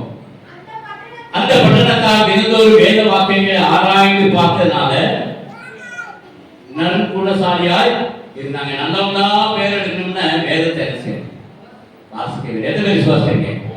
நீங்க நல்லவங்களா உங்களால மாற முடியாது. ஆனா மாறணும்னு வேதவசத்தை வாசிக்க, வேதவசத்தை வாசிக்க வாசிக்க இறக்க சுவாபம் வரும். இந்த கிருபை பெருகும், இந்த வல்லமை பெருகும். உலகத்தில் அன்பு செய்யப்பட்டு நினைச்சுவாய், அன்பு செய்வாயாக. அலையலுயா. நாளுக்கு நாள் ஒருத்தருக்கும் புத்தி சொல்லணும். எந்த நேரம் என்ன நடக்குது இனிமே யாருமே என்ன செய்யாது தெரியாது. 1 பேதுரு 5:8 பிசாசு யார விடத்தான் சொல்லிட்டு கர்ஜிக்கிற சிங்கம் போல என்ன செய்யறானா வகை தேடி சுற்றி திரிகிறான் என்று பார்க்கிறோம். எந்த நேரம் என்ன நடக்குன்னு யாருக்கும் தெரியாது, யாரும் கேரண்டி கிடையாது. அலையலுயா. வாசிங்க அப்போ 1 பேதுரு 5:8 தெளிந்த புத்தியுள்ளவர்களாய். ஆமா, புத்தியில முதல்ல என்ன செய்யணும்? என்ன சொல்றாங்கல்ல, ஒரு ஆளு வீட்டுல கை மையமா அப்படி பண்ண சொல்றாங்க. புத்தியில உனக்கு அப்படியே சொல்லுவாங்க இல்லையா? சொல்லுவாங்க அதிகம் புரிதல் அந்த நேரத்தில் புத்தியை படிக்கணும். தைரியா. புத்தியில ஒழுங்கா படிக்க வேண்டியதானே, படிக்கிற நேரத்தில் படிக்காம மொபைல் பண்ணி புத்தி படிக்க போற. தைரியா. எல்லாம் அதான் சொல்லுவாங்க, புத்தி முதல்ல என்ன செய்யணும்? தெரிந்த புத்தி உள்ளவர்கள் இருக்கணும். யாரும் எழுதுற பேர் சொல்றாரு, நான் புத்தியை பறிகொடுத்துட்டேன். ஏசு சொன்னாரு விழுந்திருந்து ஜெபம் பண்ணுங்க. அங்க ஜெபம் பண்ண போனா நான் தூங்கிட்டேன். தைரியா. நீங்களாவது தெரிந்த புத்தி உள்ளவர்கள் அப்புறம் விழித்திருங்கள். ஏனெனில் உங்கள் எதிராளி, நமக்கு எதிராளி யாரு? ஆமா. ஒரு அம்மா வந்தாங்க, சகோதரி சொன்னாங்க, பிரதர் எனக்கு எதிராளி ஒரே எதிராளி பிசாசு எங்க வீட்டில் யாருன்னு மாமியார். ரைடுலா. நமக்கு எதிரி மாமியார் கிடையாது, மருமகன் கிடையாது. ரைடு யாரா? பிசாசு. அங்கதான் பைபிள் அப்படியே இருக்கு. சில பேருக்கு மாமனார் மாமியார் பார்த்தாலே பேய் மாதிரி. ரைடுலா. இங்க இருக்கு யாரு? நமக்கு ஒரே எதிராளி யாரு? பிசாசானவன். எவனை விழுங்கலாம் என்று வகை தேடி சுற்றி இருக்கிறான். என்ன பாவம்? ஒரு பையன் எந்த பாவத்துல, பெண் பாவத்துல விழுந்தாலும் அந்த பெண்ணை வச்சே தான் மடக்கும். சிறுன்னு ஒருத்தன் விழுந்தாலும் சிறுன்னு வச்சே தான் என்ன செய்வான்? மடக்குவான். கான்ட்ராக்டு கோயில வெத்தலை போடுறாங்கன்னா அதுக்காண்டி தான் என்ன செய்வான்? பழைய பாவத்தை குடிச்சு தான் என்ன செய்வான்? பிசாசு அப்படியே மடக்கும். அதையா. அதனால பிசாசானவன் என்ன வகை தேடிக்கொண்டே வச்சிருந்தான்? சுற்றி திரிகிறான். பிசாசுக்கு நம்ம என்ன செய்யணும்? ஏற்று நின்னாதான் ஓடி போக முடியும். அலையிலா. பிசாசுக்கு ஏற்று அப்படி உங்களை விட்டு ஓடி போவான். அதனால அவர் சொல்றார், ஏசுக்கு சொன்னார்ல, மத்திய 25ஆம் அதிகாரம் 13ஆம் வாசிங்க. 25ஆம் அதிகாரம் 13ஆம் வசனம். எல்லாம் சொல்லுங்க.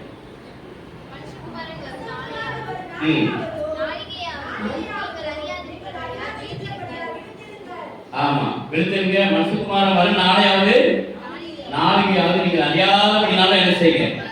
விழித்திருங்க. அலையிலா. தேவன் திடீர்னு வருவாரு. நாளையும் உங்க இயேசுவின் வேற ஒருவரும் என்ன செய்ய முடியாது, காண முடியாது. அலையிலா. தேவ சாயலாக மாறணும்னு விழித்திருங்கள். அடுத்த வசனம் 24 வாசிங்க. அதே அதிகாரம். ஒரு தாளந்து வாங்கினவன் வந்து, ஆண்டவனே, நீர் விதைக்காத இடத்தில் அறுக்கிறவரும் தெளிக்காத இடத்தில் சேர்க்கிறவருமான கடினமுள்ள மனுஷன் என்று அறிவேன். ஆகையால் நான் பயந்து போய் ஒரு தாளந்தை இடத்தில் புதைத்து வைத்தேன்.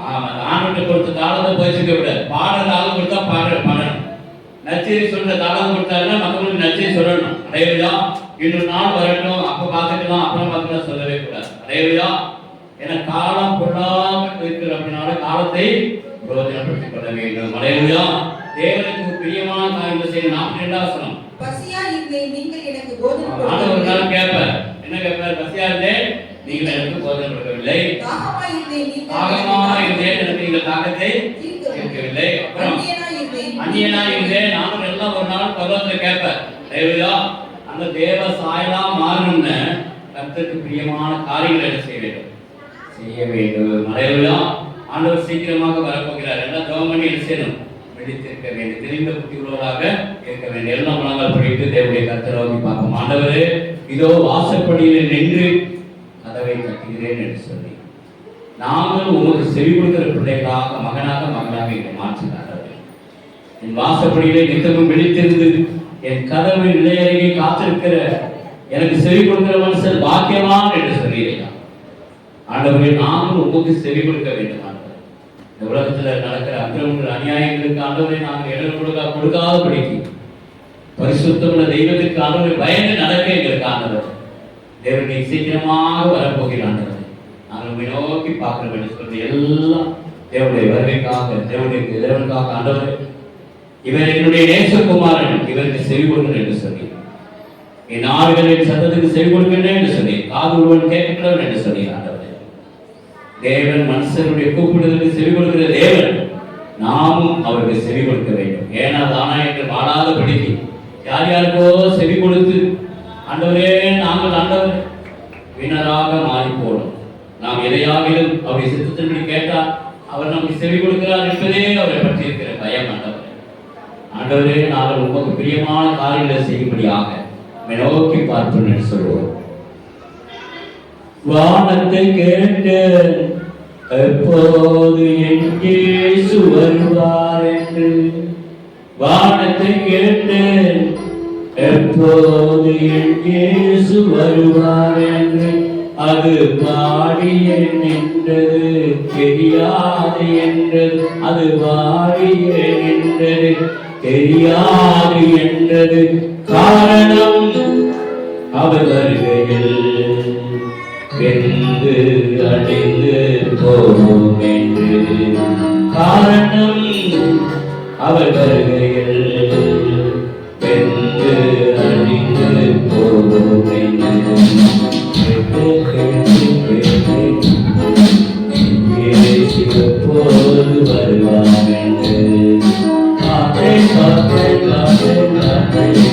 எப்போது தரிசனம் வருவார் என்று, எப்போது தரிசனம் வருவார் என்று. எப்போது எங்கே வருவார் என்று கடலை கேட்டேன். எப்போது எங்கே வருவார் என்று அது கதறியே அழுது தெரியாது என்றது, அது கதறியே அழுது. காரணம் அவர் வருகையில் வெட்டாதனையாய் போவிட்டு. காரணம் அவர் வருகையில் வெட்டாதனையாய் போவிட்டு.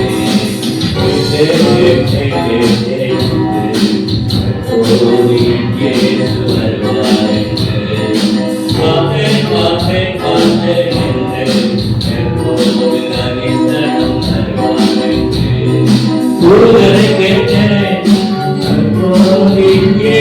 வருவார் என்று, ஒருவரை கேட்டேன் வருவார் என்று. அவர் அமைதியாகின்றார் தெரியாது என்றார், அவர் அமைதியாகின்றார் தெரியாது என்றார். அவர் வருகையில் நாங்கள் கூட வருவோம் என்று.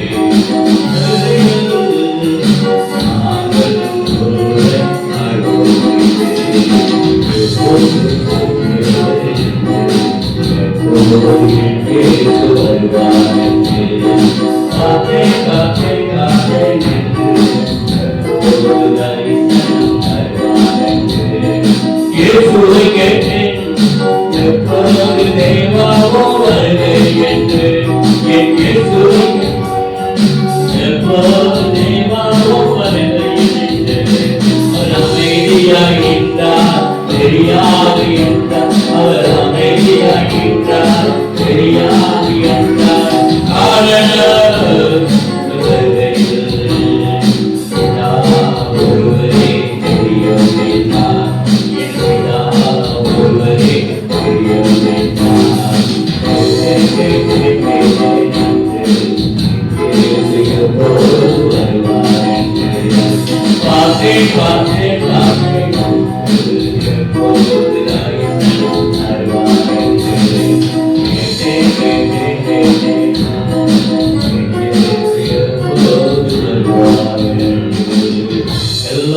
மூடி என்னுடைய கருத்தை நோக்கி பார்த்து உங்களுடைய வருகை மிகவும் சமீபமானபடினாலே உமக்கு பிரியமான ஒன்றை செய்யும்படியாக உங்களுடைய சத்தத்துக்கு செவி கொடுக்கிற மனுஷனே பாக்கியவான் என்று சொன்னீரியா. என் வருகையில அவரவரு கூட நான் முதலே தங்கியிருப்பேன் என்று சொன்னேன். ஆண்டவர் தேவதூதரோடு எல்லா சத்தத்தோடு மேகத்தின் மீதில் நிச்சயமாய் வரப்போகிறான். உமக்கு பயந்து உடைய வசனத்துக்கு நடுகிறவனை நோக்கி பார்க்கிறேன் என்று சொன்ன தெய்வம் வசனத்தை கேட்டது நடக்கிற மகனாக எங்களை மாற்றுக்க உடைய கிருபைகளும் உடைய சத்தியம் சமாதானம் உடைய பிள்ளைகளோடு நிறைவாக காணப்பட செய்விக்கிறோம். அனைவருடைய ஆசோட நிரப்பும் உடைய பிள்ளைகள் கையில் எல்லா வேலையும் நன்மைகளுக்கு கிருபைகள் பெருகட்டும். உடைய பிள்ளைகள் ஒவ்வொருவரும் கோட்டைகளை நடத்திக் கொள்ளுங்க. இயேசு நாமத்தில் பிதாவே. என் ஆத்மாவே கர்த்தரை சோதரி, என் முழுவதுமே பரிசுத்தமாம் சோதரி. என் ஆத்மாவே கர்த்தரை சோதரி, கர்த்தர் செய்த சகல வல்லவர். ஆமென். நம்முடைய கர்த்தராகிய இயேசு கிறிஸ்துவின் தேவனுடைய அன்பு பரிசுத்தோட ஐக்கியமும் இப்பொழுதும் எப்பொழுதும் ஆண்டவராகிய இயேசு கிறிஸ்து வரைக்கும் அவனை உருவாக்குகிறார். அல்லேலூயா, அல்லேலூயா, அல்லேலூயா. ஒருவர் தேவ